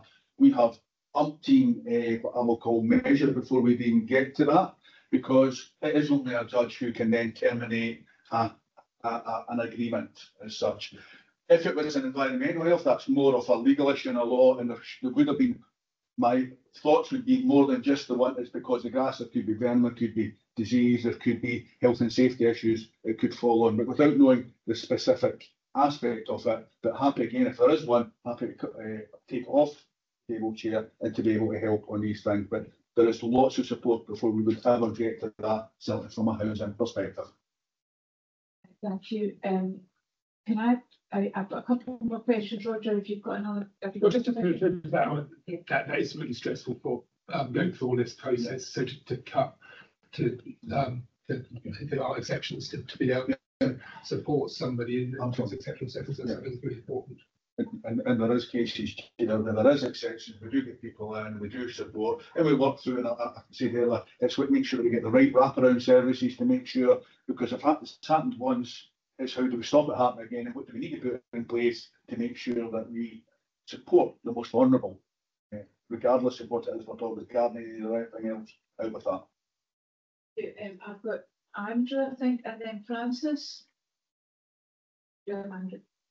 Sorry, no, I hadn't put my hand up. I'm just put my camera on to focus more closely on the conversation, but I might come in. Apologies, I've misinterpreted this. You'd added a couple of comments in the chat, and yeah, not everybody can read them. But if okay. there's not something in front of them. What I stated in the chat was there is no medical danger to the use of weed killers, as outlined by our colleagues. You know, I'm the medical director for NHS Forth Valley. Like David, I'm a medical advisor to this group. I also stated that my recollection from the discussion was that there's already been an EQIA, so that impact assessment has been done for those hypothetical groups that Councillor Flynn was describing, you know, people with no limbs, etc. So that work's already been done. That due diligence has already been done. The impact has already been calculated, and it has come forward as this proposal. I want to reiterate what David Heron said about the opportunity cost. This is a significant amount of monies. We actually see the health impact when we're not being able to invest and people not being able to access evidence-based interventions which make a difference, and because of the financial situation we're seeing that compromise being made. And actually this for this board, as David says as well, to make no decision is actually to make a decision that those reductions in services, evidence-based, improving people's health on a variety of different measurable outcomes, that is acceptable to this integration joint board. So for me, I actually feel really strongly, if our whole aim is to improve services, improve integration, improve collaboration, and improve outcomes for people, then actually to make no decision on this is remiss of us. Thanks. Francis, you want to start? A lot of what I was going to say, just in terms of the impact on the total services available, that has been said by Andrew and David. But I suppose, just to pick up on Roger's point, I don't think that Eddie and his team are saying that it would impact on people who don't receive the service just now. So that sounds like somebody who's not receiving the service just now. Kenny, sorry. Kenny, sorry. Sorry, I was wondering who. Sorry. Apologies. So it's only for the people who currently receive the service from Falkirk Council. Yeah, as I said, I don't know the specific of the individual, but that's why I say not currently receiving that service, that doesn't impact them at all. I think we just need to be clear, because we're quoting somebody who, you know, if it sounds like they don't receive that service as it currently stands, there would be no negative impact on those individuals. That's what I mentioned, the environmental health. They come in from a different level out with what we're talking about today, just to clarify. I think we need to balance the conversation, that it's not impacting those who are not receiving the service currently.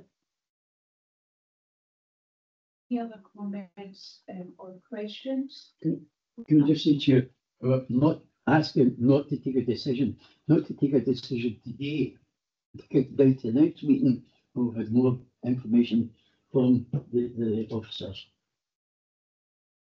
Good. Maria, you wanted to come in?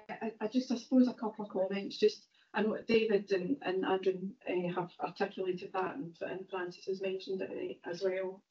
Kenny's already mentioned that there would be resources involved in charging for the service if that's to be brought back, which would significantly reduce the saving available.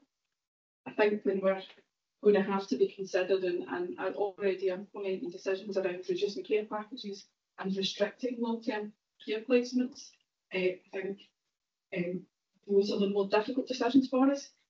So I would ask the IJB just to consider what the alternative is if we don't take this type of saving. What would the alternatives be around that amount of funding? And also to remember that our partners have significant financial challenges as well. And again, the chair mentioned earlier that if we make decisions which result in an overspend or the inability to balance our budget, that reflects back to our partners and where there are pressures there. So it was just to come in from that perspective. Thank you. I've got Eddie and sorry, Kenny. I've got Don't be saying no. Could I just come, if it's okay, Chair? Just away from. Could I just cut in, just in case any of the board members think, and I don't think you do. My staff are extremely busy. They are working every minute, can't tell much more. I have no spare capacity for just to add things in or shoehorn, as it was said there earlier. Can I be very, very clear? My staff are totally committed to do it. They want to do more. They will actually probably work more that I'm not aware of. This is not going to be just a, oh, we can just add charge on. There is a fool to do it right. I have no capacity at all within the staff at the present time because they are fully utilised by other, like we're all feeling here now, budget cuts and different taking on additional duties, providing the additional support that our communities need most. Just for clarity, in case anybody in the board here thought differently. Thank you. Francis. Yeah, I suppose just as going back to being the executive nurse director in NHS Forth Valley, we need to be aware that there are decisions that we can make and there are consequences that we are not. They're almost silent decisions that we're making. You know, in terms of the comments that Andrew and David have made. So this is a place where we can make a formal decision around some challenge from a financial perspective, and Marie alluded to it. There are other areas where we're almost sleepwalking into making other decisions inadvertently because we're not making some of these other decisions. So I think we just need to be aware what if we don't make decisions like this, there will be other consequences for the citizens of Falkirk, because from a health and social care perspective, we may be silently making other decisions by not making trickier decisions like the one that we're faced with today. Francis, I'm going to give Dale the last word on this, and then I'll move on to Jim for the formal process. This quarter is probably the first time in a long time that the IJB's had to take a really difficult decision, which is about reducing services, and that is really difficult if nobody wants to be in a position to take a decision to reduce services that are in place. I think it's really important, and colleagues have mentioned, we have a significant financial gap. It is not going to be easy to meet that financial gap. In my mind, we absolutely need to meet that financial gap, because actually going to our partners and saying sorry, we've overspent in the knowledge that our partners are really challenged to cover within their budgets is not going to be conducive to the environment, the good relationships in order to collectively work together as a whole system to resolve the significant challenges we have in our population and the overall resources we have available. This proposal sets out a proposal to restrict the number of people that receive free gardening aid to people who really need it. I think that's the key thing. So the people who really need that, who would really struggle without that support, will continue to get that support. However, people who might have the means or alternative ways to provide the grass cutting would no longer receive that free from the council. And I think it's really important. We will get to a position in the IJB as those officers will be bringing decisions that are really, really uncomfortable. I'd love to say that won't be the case, but I think realistically that's absolutely going to be the case. So in future meetings, it's going to continue to be really, really difficult decisions. I think how the engagement bit is really important, and Marie set out our process for using the IJB development sessions so we can tease out and have that opportunity to make sure we're clearly understanding what the options are and what the implications of those options are collectively. But this it is the first probably of many really difficult decisions in IJB that will have to be taken. Thank you. I see, Councillor Flynn, that your hand's up again. So, thank you, Chair. Apologies for coming back in again. I just wanted to clarify in my own mind, because it was mentioned that with the category of individuals that I mentioned, the older people, 80s, and people with major health issues that had already been assessed. Does that mean that there are people in that category who may not hit the financial benefits thing that will be still continued to get their grass and hedges cut? That's my first point. I've got a second point. I just want to clarify that, because it's fine if there's an assessment being made and, you know, I don't know, X number of people said, yeah, you don't qualify in benefits, but because of health issues, etc., you will continue to get your grass cut. So that was my first point. Well, maybe if you can make both points and then we'll get a response to. Yeah, the second point is, I'll lower my hand. The second point, Mr. Murray said there's no medical danger using weed killers. You know, I would like to see the medical evidence in that. You know, it's quite a broad statement. I mean, I see people using weed killers and have masks on. So if there's no medical danger, then why would they bother? But anyway, because they're taking the correct precautions. Sorry? Because they're taking the correct precautions and it's been used responsibly. And you heard our colleague say about how his team are fully trained to use that responsibly. Yeah, but I'd still like to see the medical papers that, that clearly state that there are no dangers to using any weed killer. Anyway, that's which is not exactly what I said. No, well, what did you say? I said that there is no. You asked the question, and I was asked to comment on what I put in the chat, which was. I see it. Yeah. Yeah. So there is no medical danger for when weed killers are used the way that our colleague described, which is responsibly with training, and he's using the products which are best suited for those areas. And is it? So Sorry. No. I'll finish there. On you go. I'll finish there. Okay, but is there any danger? Sorry, I must. That's been responded to. So yeah, but I must add a bit. Sorry, Chair, I must add a bit there. Yeah, I must add a bit because it's fine for the operative, but as I stated way back at the beginning, we're spraying properties and stones and all the rest of it, and the possibility of aerosols, you know, with people nearby, windows open, etc. So these people are not going to have protective equipment. Anyway, I've made my point, and thank you. Thank you, Councillor Flynn. And on the first point. Chair, thank you very much. And again, hopefully you can still hear me, Councillor Flynn. You would need to meet all parts of the new criteria to receive garden aid going in the future. So that would be the financial test and also any additional test to that as well. So just because you've got it now, that would be looked at. We would then make sure that we make individuals aware who receive it, reassessment. That's why it's really important that they get that decision, so you can start getting early notifications out and make sure that people are as advanced aware if there is changes to this scheme, Councillor. Thank you. I'm going to draw a line under this now because we've also got a number of other issues. I'm going to pass to Jim in terms of the process, please. Okay, so following the closure of debates, we now move into a vote. The vote will be taken by roll call. I will say the name, the individual, the voting member, who will then indicate to me whether they support the motion or the amendment or if they wish to abstain. So to confirm, we have a motion moved and seconded, moved by Councillor Colley, seconded by Francis Dodd, which moves the report recommendations as outlined on page 83 of the agenda. We have an amendment moved by Councillor Kelly and seconded by Councillor Flynn. This has been circulated and shared on the screen previously.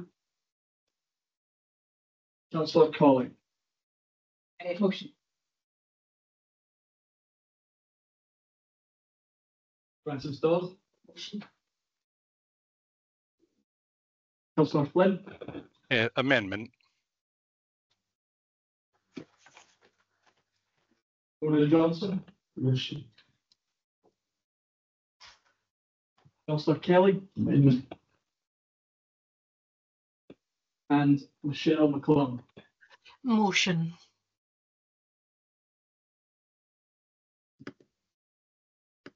We have 4 votes for the motion, 2 votes for the amendment.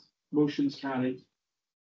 Right, thank you, and thank you for everyone for the discussion. I'm going to give us a short break of where are we now? We'll go for 10 minutes, so that'll be about 11:25, so everyone can grab a coffee and then we'll join it with item 11 on the agenda.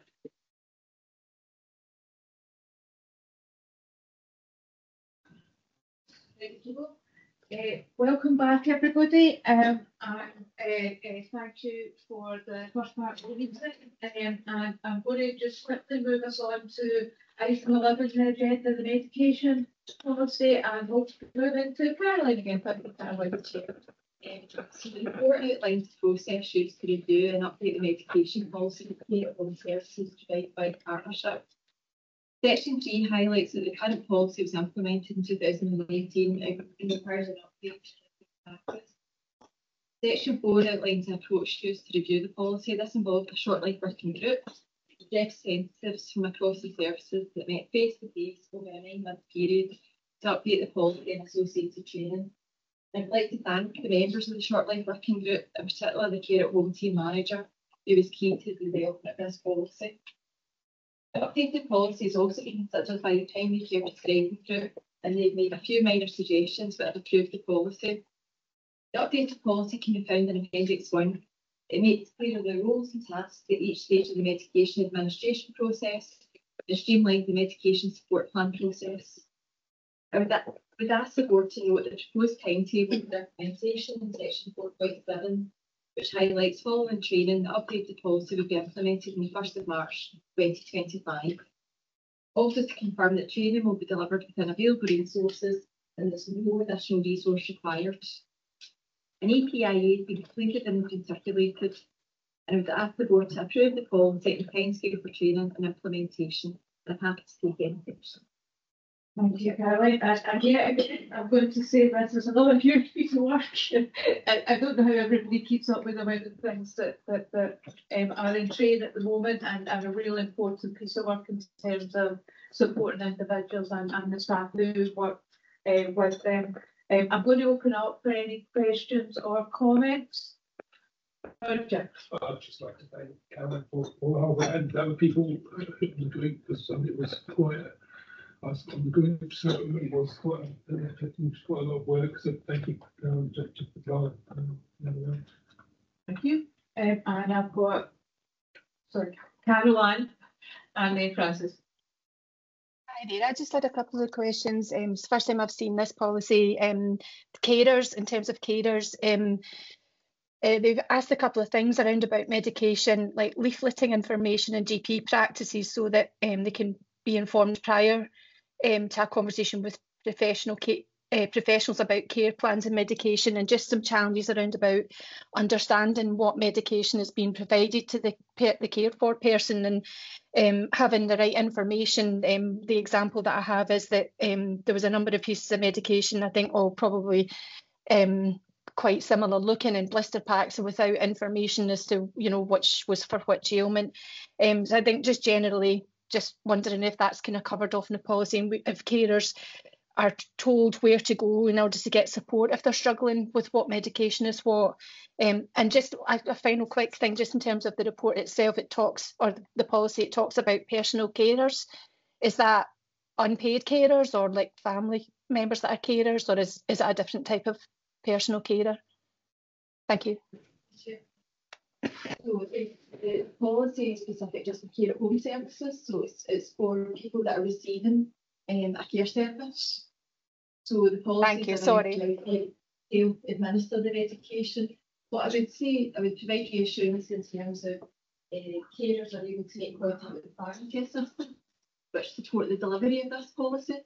So if they've got questions around, certain types of medication, they'll do their best to answer the questions and provide information around how we can administer that medication. So that's part of the support plan. It's in the appendix. So that's filled in along with carers and also with the adult that's receiving service.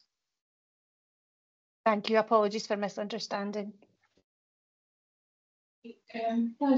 Yeah, thanks very much again. Speaking as the nurse director, I think this is really, really important in terms of our ability as a whole system to support people to live well at home and safely at home, and also to provide the right governance and support for the care at home staff in order to be able to undertake the tasks that they undertake. So I think it's a fantastic policy. Thanks very much to Caroline and the team who pulled that together.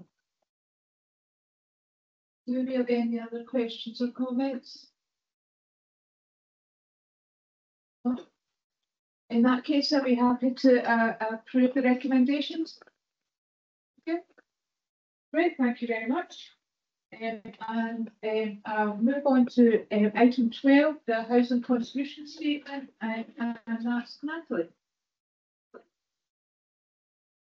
Good morning. Morning. So thank you for the opportunity to present the report today, and thanks to officers across housing and the Health and Social Care Partnership for its production and its delivery.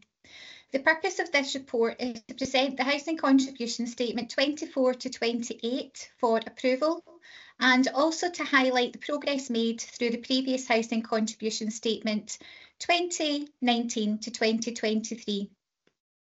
The purpose of the Housing Contribution Statement is to support the delivery of both the Local Housing Strategy and the Falkirk Health and Social Care Partnership Strategic Plan. Section 4 of the report highlights key achievements over the 5 priorities being: work with planning colleagues to include key workers as a priority group in the affordable housing policy, and as a result there was a site in Larbert close to the Forth Valley Royal Hospital, included property sold on a shared equity basis to 5 key workers.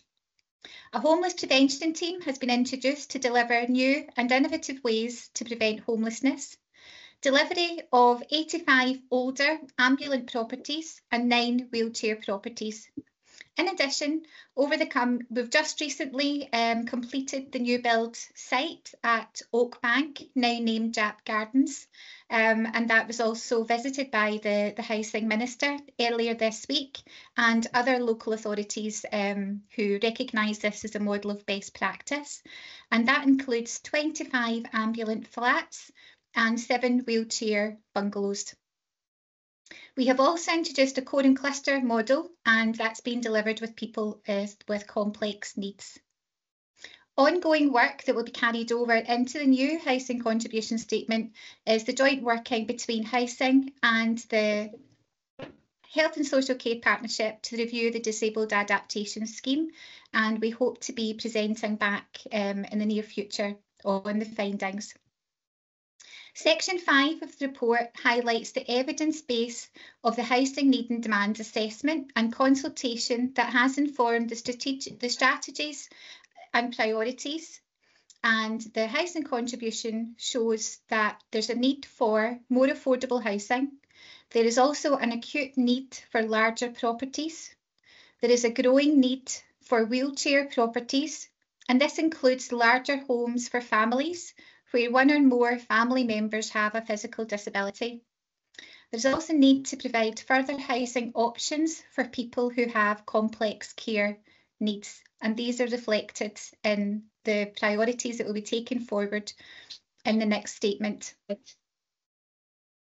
Point 5.3 outlines the following outcomes. We aim to increase the supply of housing. Communities are connected and empowered to make decisions about their area and services within it. Prevent and address homelessness. A range of housing and support options are available to promote independence for vulnerable groups. Work to assist those experiencing fuel poverty. Ensure housing stock meets statutory requirements, and make the best use of the private rented sector to support the housing supply. In summary, we will work together to ensure people have access to and live in homes that meet their changing needs, and to stay at home safely for as long as possible. In terms of monitoring and reporting, the delivery of the Housing Contribution Statement will be reported to the Strategic Housing Group, which includes representatives from the Health and Social Care Partnership. Updates are also provided to Falkirk Council Executive on an annual basis, and we then subsequently provide that update to Scottish Government also on an annual basis in relation to the local housing strategy.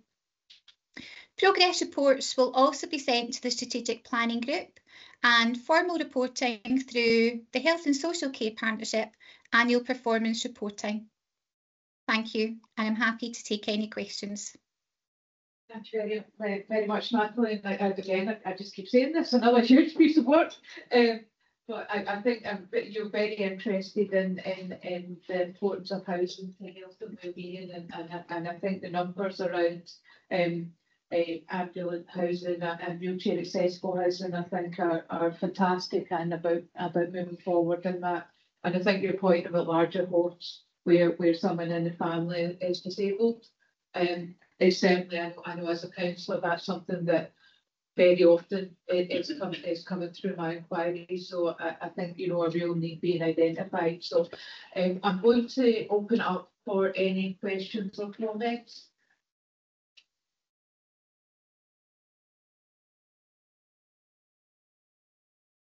Well, there's no questions or comments, but thank you very much for that. And are we happy to approve the outcomes and actions? Yeah. Thank you very much. And thank you very much, Natalie. Much appreciated. Bye. I'll move us on to item 13, which is the Partnership Funding Progress Report. And that's Leslie. I'm assuming it's online. Good morning, thank you. The purpose of this report is to provide IJB members on funding awarded via partnership funding during 2023-2024. The IJB are asked to note the contents and approve the publication of the partnership funding annual performance report. The benefits of having partnership funding include being able to translate and implement national policy and strategy at a local level, to maintain a focus on early intervention and prevention, to respond to emerging needs across the system in a flexible manner. We also take a multidisciplinary approach in terms of the assessment and allocation of funds, with individual commissioning groups being represented by third sector, health, social care, and also service users and carers where possible. The programme takes an approach of continuous learning and development, and as we review and move on, that learning is brought into the new programmes to improve and look at how we can do things more effectively. The reason that we have a single investment plan is to provide consistency in oversight investment, governance and evaluation of impact. The commissioning process associated with each fund, as I've said, is informed by an expert group responsible for assessing needs and recommending allocations. Decisions are then taken by the senior leadership team. The Partnership Funding Annual Report is attached as Appendix 1. It provides an overview of the current decision-making process, financial position and performance information for each fund. The report contains information for the year 2023-2024. Thank you, and I'm happy to take any questions. Very much, Leslie. Do we have any questions or comments around the report?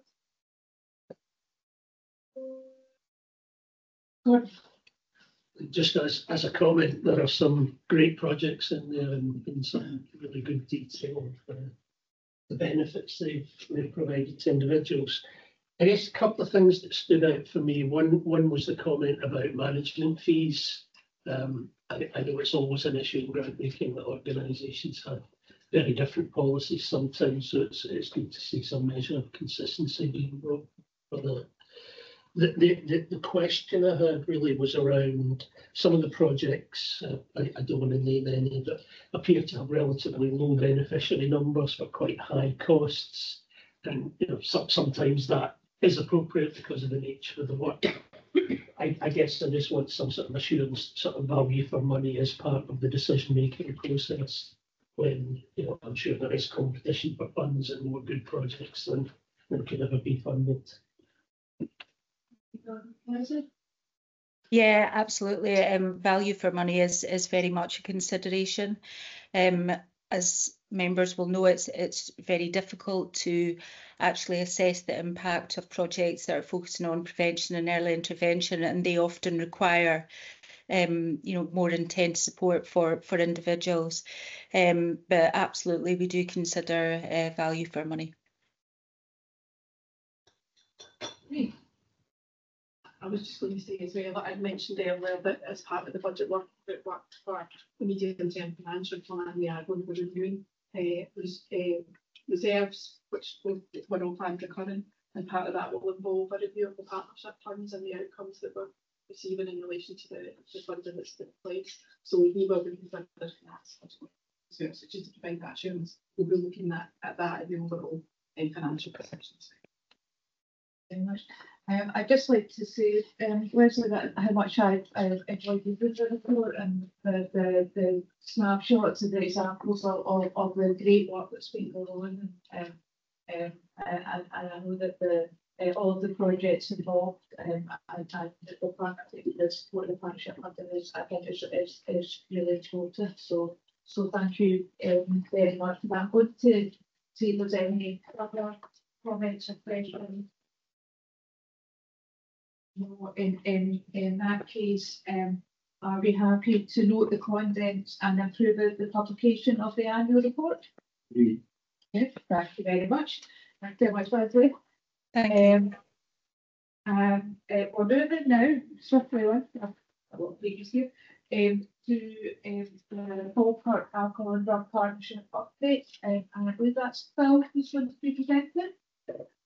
Thank you, Chair. My name is Phil Heaton. I'm the ADP lead officer for Falkirk. Hopefully you can hear me.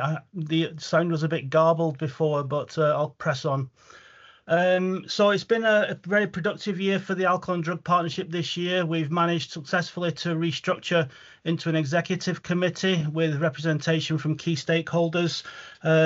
We've also established a number of subgroups of the ADP, not least the Lived Experience Panel and the Third Sector Managers Group. And there's also proposals to develop new groups to look at drug-related deaths and alcohol-related harms as well.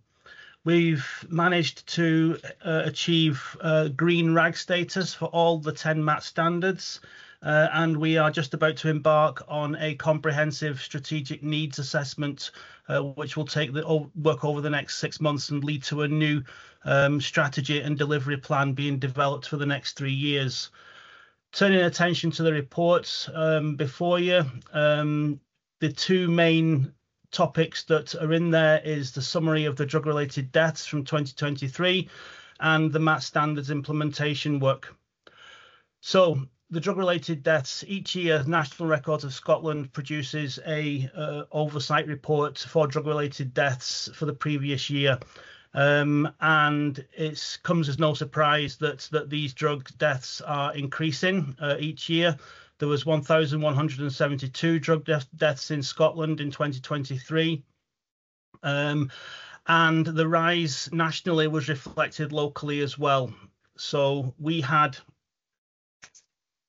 in 2022, 23 drug-related deaths. The year later in 23, we had 36 drug-related deaths. That's an increase of 13 deaths. All those deaths were of males. Female deaths are remarkably steady. It's the deaths amongst males that are in flux. So the report goes into some detail around various statistics. And one of the most important ones for me is the fact that if people from the most deprived areas of Scotland were more than 15 times likely to die from a drug-related death than if not. So I think that, if nothing else, really gives us the mandate to start to look at why people in these areas are dying from drug-related deaths. I was asked a question because the deaths are in such flux. One year we have 23, the next we have 36. What were we doing in that year where we had reduced drug-related deaths?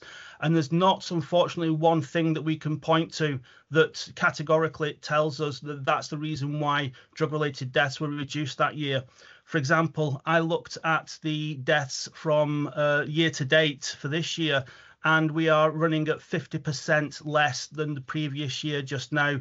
So the deaths aren't predictable, they're not stable, so we need to understand a bit more about why this is happening. So far, we've been looking at the recommendations given from the Drug Death Task Force Changing Lives report, looking at public health surveillance, increasing naloxone distribution, and looking at implementing strategies such as the near fatal overdose project as well. I think we need to go a little bit further, and what we proposed at the last ADP executive was the establishment of a new ADP subgroup to specifically look at drug-related deaths. That would include reviewing each death as it happened in real time as much as possible, looking at information from historic information from that person's engagement with services and primary care, and trying to really find out what the emergent trends are around why and how people are dying and where. We'll also cross-reference that with near-fatal overdose data from the police, and the intention is to develop a strategy around that so that we can be held accountable for the drug-related deaths in a much more realistic way than what we are at the moment. So that's the work on the drug-related deaths. We're hoping to get the subgroup up and running hopefully by the end of this year. We're currently in a scoping process at the moment, looking at finding out where all the information and data is and how we can get that coming into the ADP. There's data, for example, from the ambulance service that we need to consider, from pathology, from services, and so on and so forth. And with that, as people can appreciate, comes quite a few information governance requirements as well. Moving on to the MAT standards work.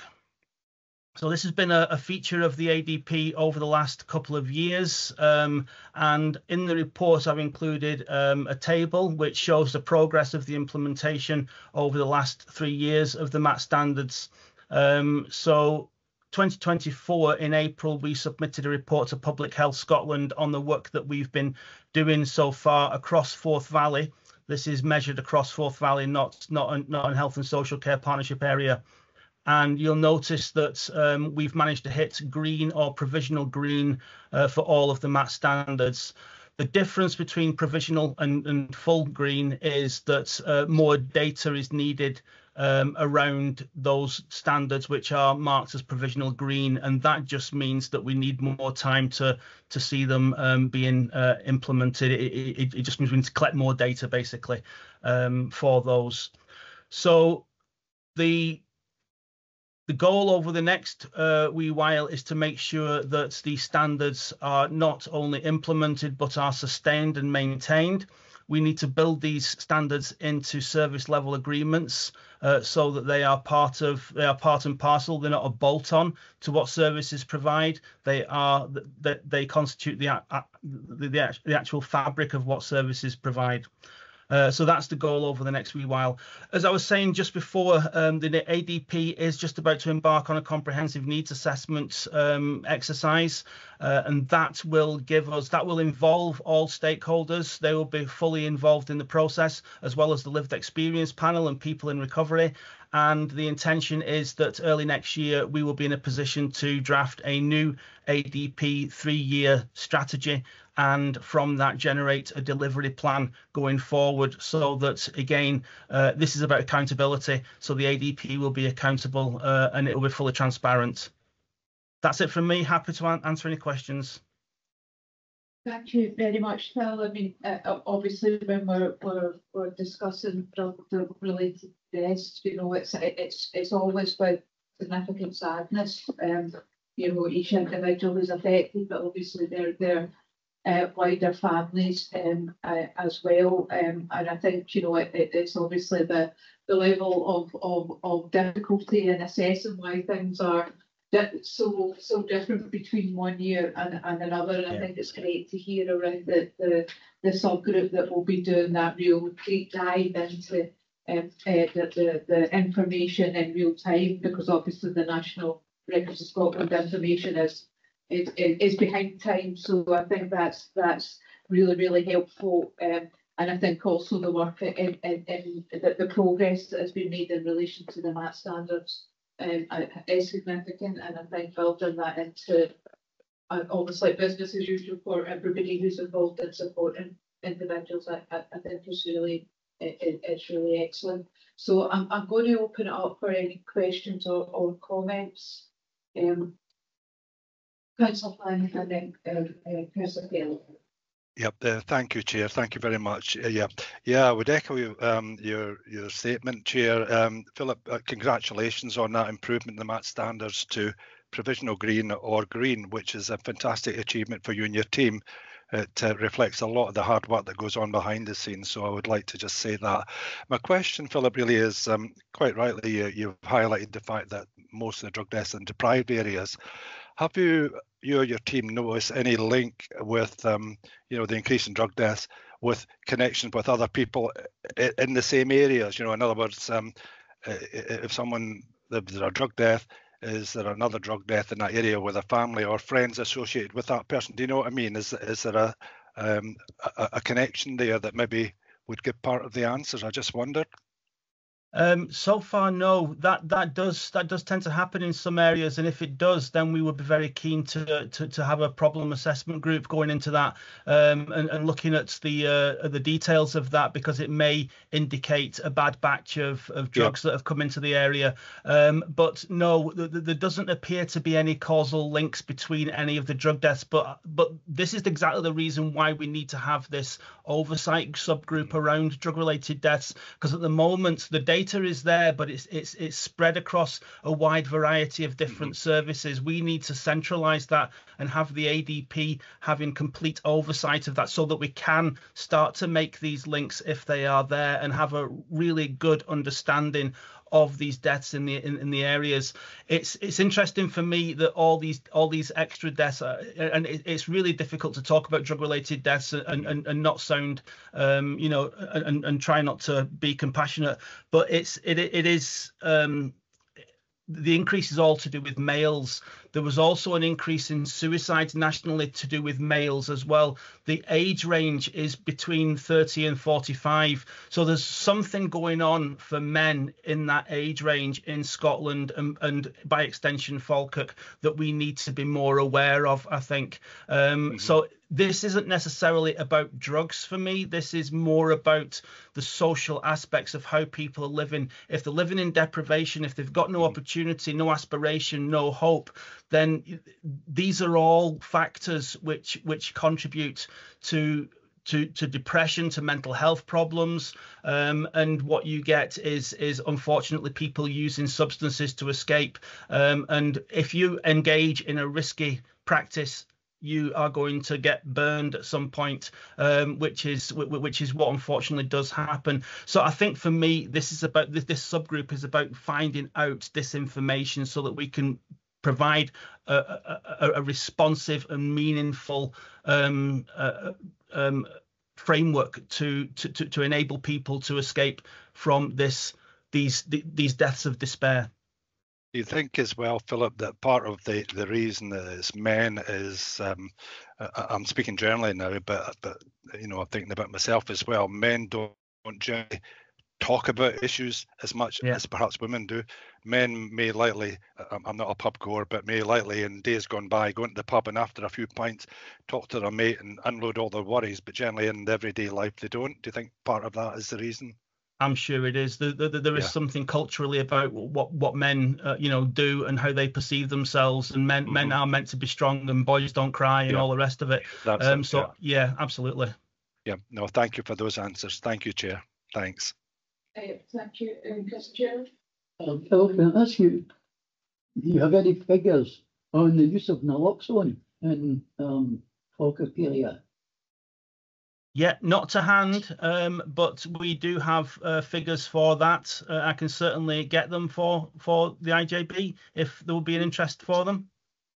I'd be obliged if you could do that. The police tell me they didn't have any use of naloxone in the last year, so I was just wondering generally how much it's used and what actually does at the end of the day, whether it brings folk back just to go through their same old ways.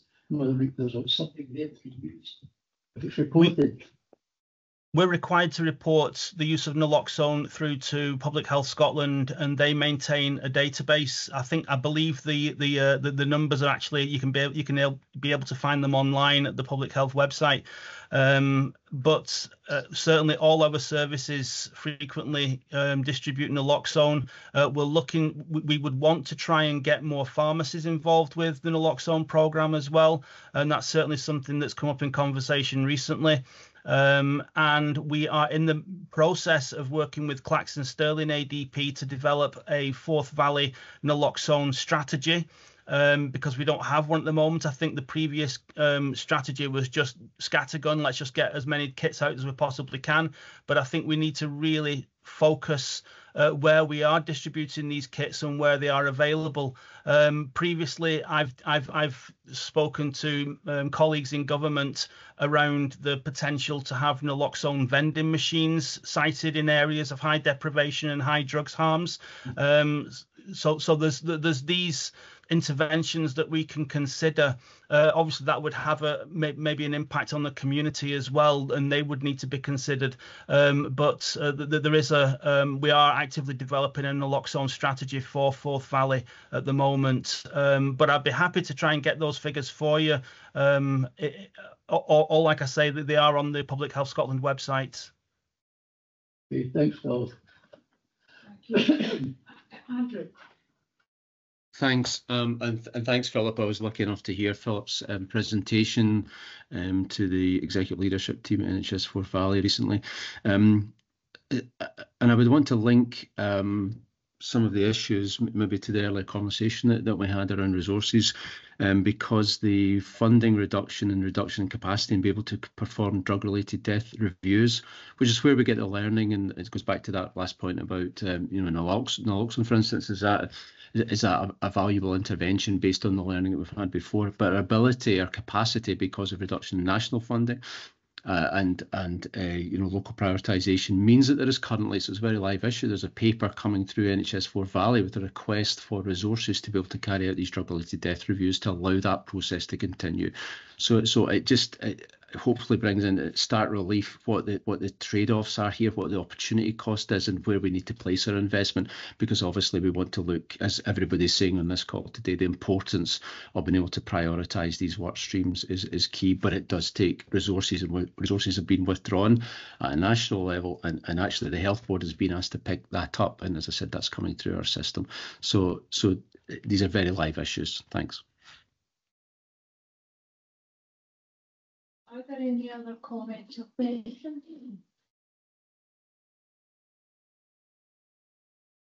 Well, in that case, thank you very much for your report, Phil, and lots of information as usual, and we look forward to hearing to seeing more information at the link of the information on the use of naloxone in the area.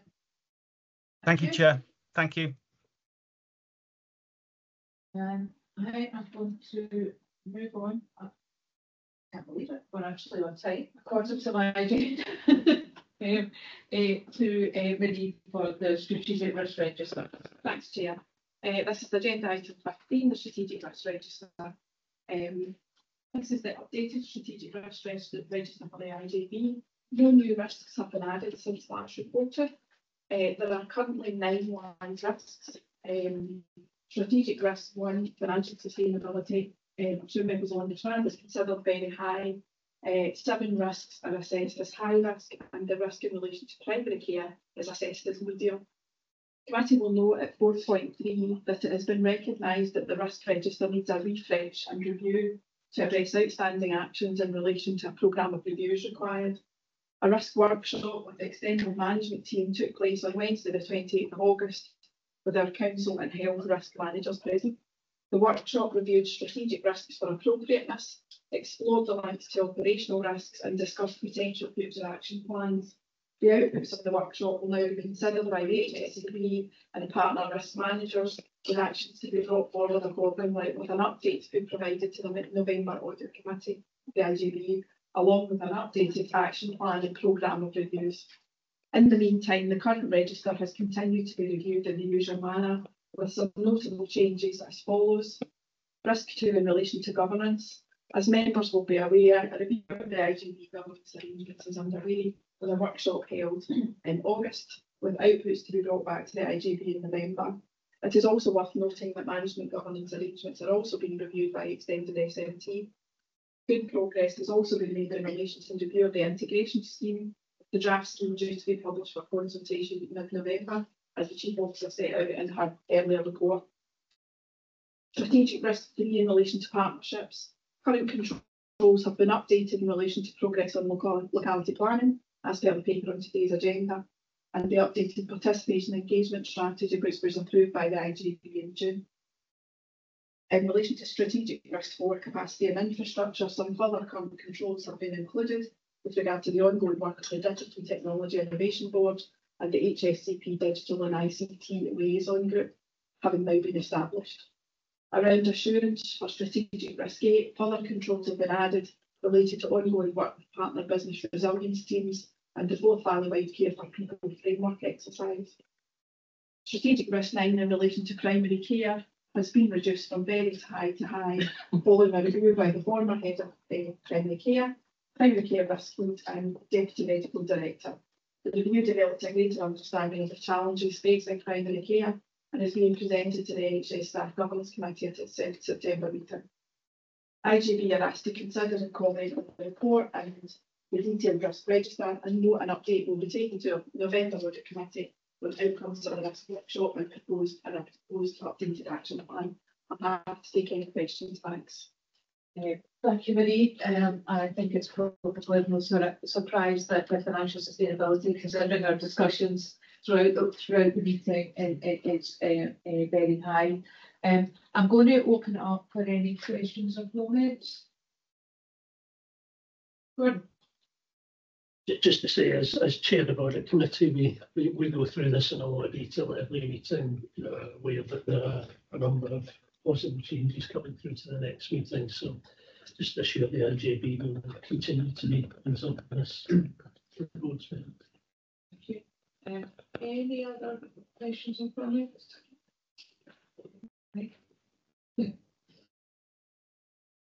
No, we're all good. We're all good online. So, that is considering a comment recommendation. So, thank you, and thank you, Marie, for the report. I'll move this on to our performance monitoring report, and that's Carol. Thank you, Chair, and good afternoon, members of the board.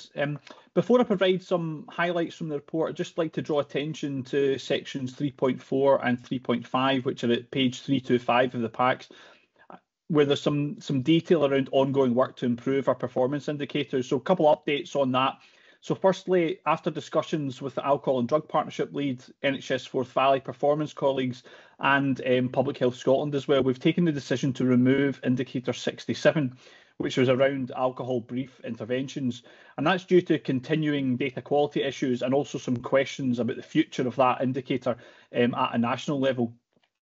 We've also made some improvements to our adult support and protection indicators, and there's further detail on page 355 of the packs about that as well. But in terms of our regular report, performance is reported up to June 24 where possible, and with a year-on-year comparison. There's a focus on exception reporting, and I'm now just going to talk through some of the key areas highlighted in the exception reports. There are continued pressures around emergency department 4-hour compliance and around delayed discharges, and the report details the June 24 position. Compliance against the 4-hour access standard was at 48.9% for June, and there were 80 delayed discharges at the June 24 census. Of those 80 delays, 52 were for standard delayed discharge reasons and 28 were related to guardianship or Code 9s. The overall position remains under continual review, with sections 4.1 and 4.2 of the main body of the report, which can be found at page 341 of the packs, providing further details as well as some of the actions ongoing to support these areas. The report details for Falkirk Council and NHS services the number of complaints received and the percentage responded to within timescales. For Falkirk Council, there was a total of 37 complaints received in the first quarter, with 73% responded to within timescales. For NHS services within the partnership, there were 7 complaints received and 28.6 responded to within timescales. The Clinical and Care Governance Committee continue to oversee complaints performance as well as monitoring the underlying themes. There are detailed exception reports for sickness absence across both Falkirk Council and NHS services attached to the partnership. For Falkirk Council, absence for the first quarter of 24-25 was 10.4%, which is very similar to the figure for the equivalent period the year before, which was 10.6%. For NHS services, the overall June 24 sickness absence position is reported as 9.8%, compared with 6.18% in June 23. And just a wee note that's relevant that prison healthcare and primary care moved to sit under the partnership in December 23 for reporting. Therefore, the data for the most recent time period isn't directly comparable to the year before, where they were not included. The report details the latest position for waiting times for psychological therapies, and in June 24, 78.1% of patients started treatment within 18 weeks of referral, and that's an increase from the previous month's position of 66.3%, and also an increase from the previous year's position of 74.9%. Lastly, in terms of exception reports, there was a report on drug and alcohol waiting times, which we highlighted as having poor performance in the last reporting cycle, despite that being an indicator where performance was normally high. The main challenges identified were around staff vacancies and high levels of staff absence. Performance is increasing and was up to 71.4% in quarter four of 23-24. Along with Alcohol and Drug Partnership colleagues, we will monitor this closely and hope to see this continue to improve and get back to the target of 90% in coming months. In terms of recommendations, the board is asked to consider and comment on the content of the report and to note that appropriate actions continue to be taken to address the issues identified. Thank you for listening, and happy to take any questions or comments that you might have. Thank you very much, Callum. A huge amount of information in the report. I guess I had one question just in potential clue. We'll start with one. Just around the targets for sickness absence across both partners, and I suppose maybe just a bit of a discussion about progress or activity in those areas. Bill? Yeah, so certainly we're from both parties' perspective, we're not meeting the target that was set from an NHS and a council perspective. So, and that is key, not only from ensuring that we're supporting staff to return to work when they're able to, but also has an impact on our financial position as well. So obviously when people are off sick, and essential service committees quite often they have to use overtime or agency to cover that, which is quite expensive. So the operational leads are monitoring that quite closely. We do have support from HR colleagues that work with our management to highlight cases whereby there's been extended sickness absence and work to support them through the policies of the partners around sickness absence. I don't know, I'm looking at Caroline and Martin, if there's anything else that you want to add. So in terms of how we're supporting where we meet Sharon, the manager, to oversee and make sure that we're taking all appropriate action, but also to make sure that we're providing the right support to the person that's currently unwell. And that's looking at, do we need to, involve occupational health? Do we need to look at, reasonable adjustments? So we're making sure that we're making every effort to ensure that the right support, but also closely monitoring it to provide that support in the plan. I might have another question. I'll not on that particular topic. I'll come back to.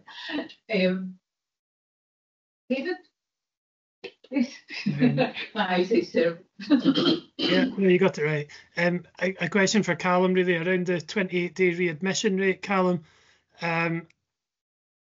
See in the report how that compares with national readmission rates. There's something that concerned me before, that we had, I think the highest readmission rate of anywhere in Scotland.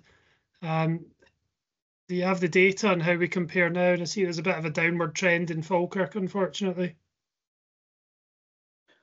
Yes, David, I can come in on that. Yeah, so at the last IGB meeting, we did do some reporting from the local government benchmarking scheme, which allowed us to compare nationally. And we do tend to have a higher readmission rate from the published data. I understand there are questions around that in terms of the consistency of how readmissions are recorded across the country. And if I remember, we go back to 2019, I think, when there was a change in track care and around how acute assessment was recorded in terms of admissions, and previously that had been recorded under daycare, and then we made a change where that counted as an admission, and that's seen our readmissions increase significantly in terms of the national data. And I do understand that there are queries nationally about whether everyone's doing that in a consistent way, but you're right to point out that nationally our readmission rate does sit higher. Okay, thanks, Callum. I think we pointed out at a previous meeting that patients coming out of hospital without an immediate discharge letter is potentially one of the factors that leads to us having a higher readmission rate. And I'm not sure that we're seeing rapid progress on that. We are, there is work going on with that, but still we're seeing patients without discharge letters in the community where we've little choice but to send them back into hospital, and that is unfortunate for us as clinicians and not good for the patients. Thanks. I'm going to bring in Robert now.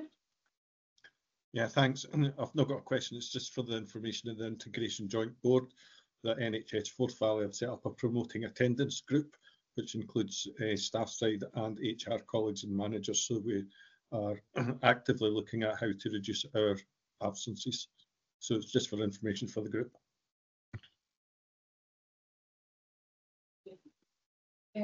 Are there any other questions or comments? No, in that case, the recommendations, where obviously the recommendations are considered in the following. So thank you very much for the report, Callum.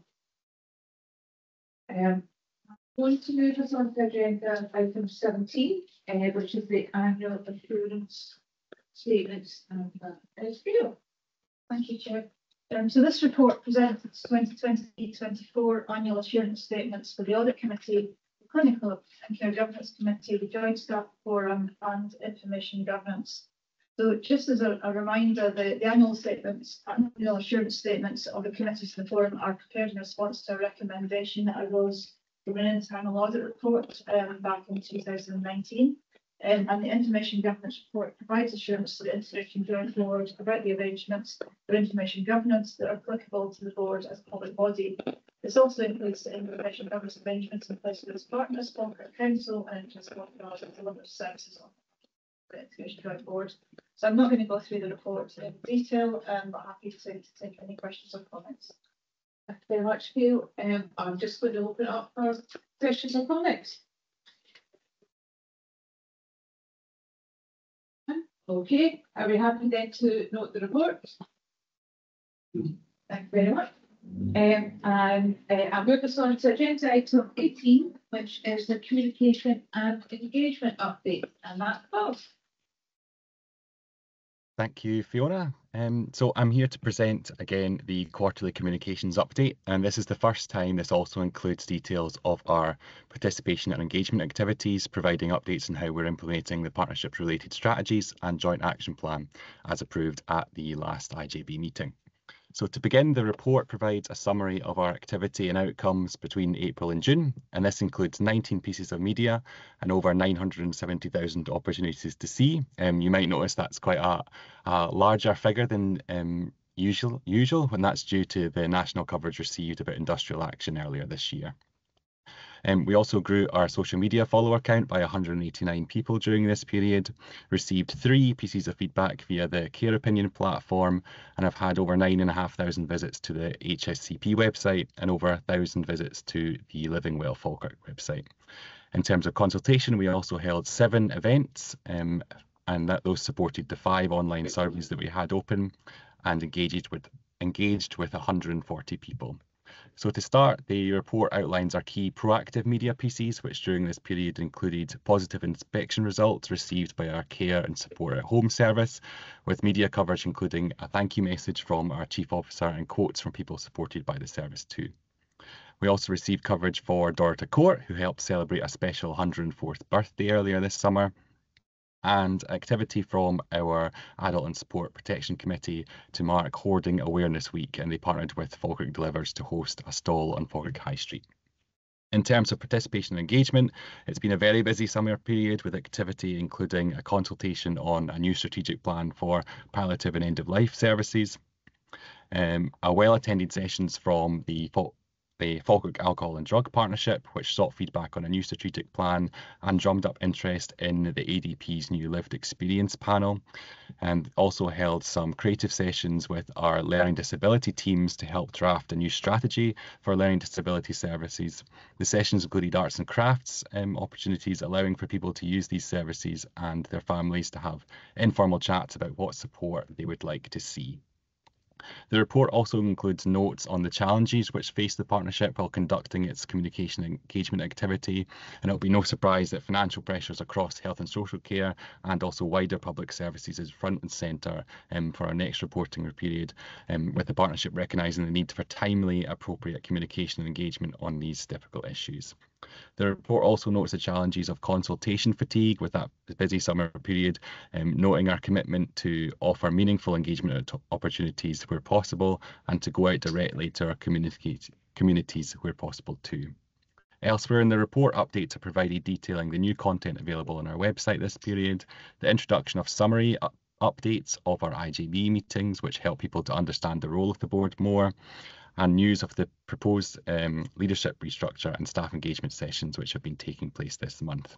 There's also details of a new training programme being offered to carers to take part in lived experience representative opportunities, informing our decisions about services. In terms of upcoming activity, the report shows another busy period ahead, with work including a second phase consultations on the draft learning disability and draft end-of-life care strategies, new consultation activity on the proposed integration of children's social work services into the partnership, and also in the early stages of planning activity around the partnership's financial strategy, our Home First strategy, locality plan development, dementia services, Forth Valley mental health strategy, budget strategy, and also independent advocacy plan for Falkirk. So lots of work expected over the next 6 months or so. So lastly, I'll remind members that a list of full media coverage, events held and consultations within this period can be found at the end of the report, and then I'll return to the recommendations of this update, which are to consider and comment on the content of the report.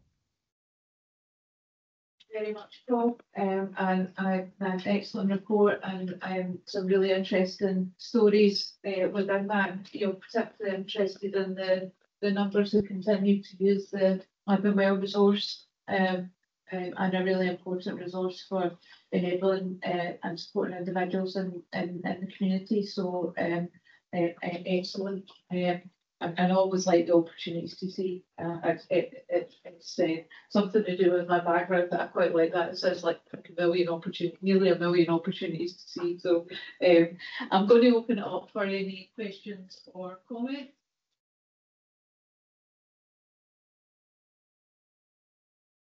Caroline. I just wanted to say that the GP clinical lead for cancer and palliative care attended one of the Carer Voices meeting, and that was really well received. I have such a lot of information from that meeting about carer views, which I'm assuming has been taken forward, so I wouldn't need to raise them here. And I also just wanted to mention, just in terms of engagement for carers, Caroline also attended a meeting with my contact at the carer centre, and also spent some time with myself talking about hospital discharge and the impact on carers. So just to say that those things were really appreciated. Fantastic. Thank you very much, Caroline. Any other questions or comments? No? In that case, thank you very much, Paul. Obviously, the recommendations are considered and comments, so thank you for your time in preparing the report. And we're on to our final item, which is the approved minutes of meetings. I'm not proposing to go through them, but if there's anything that anybody wants to ask or comment in relation to them, this is your opportunity now. Open comments on these. No? Well, in that case, we have come to the end of your agenda, making sure there was nothing else on there.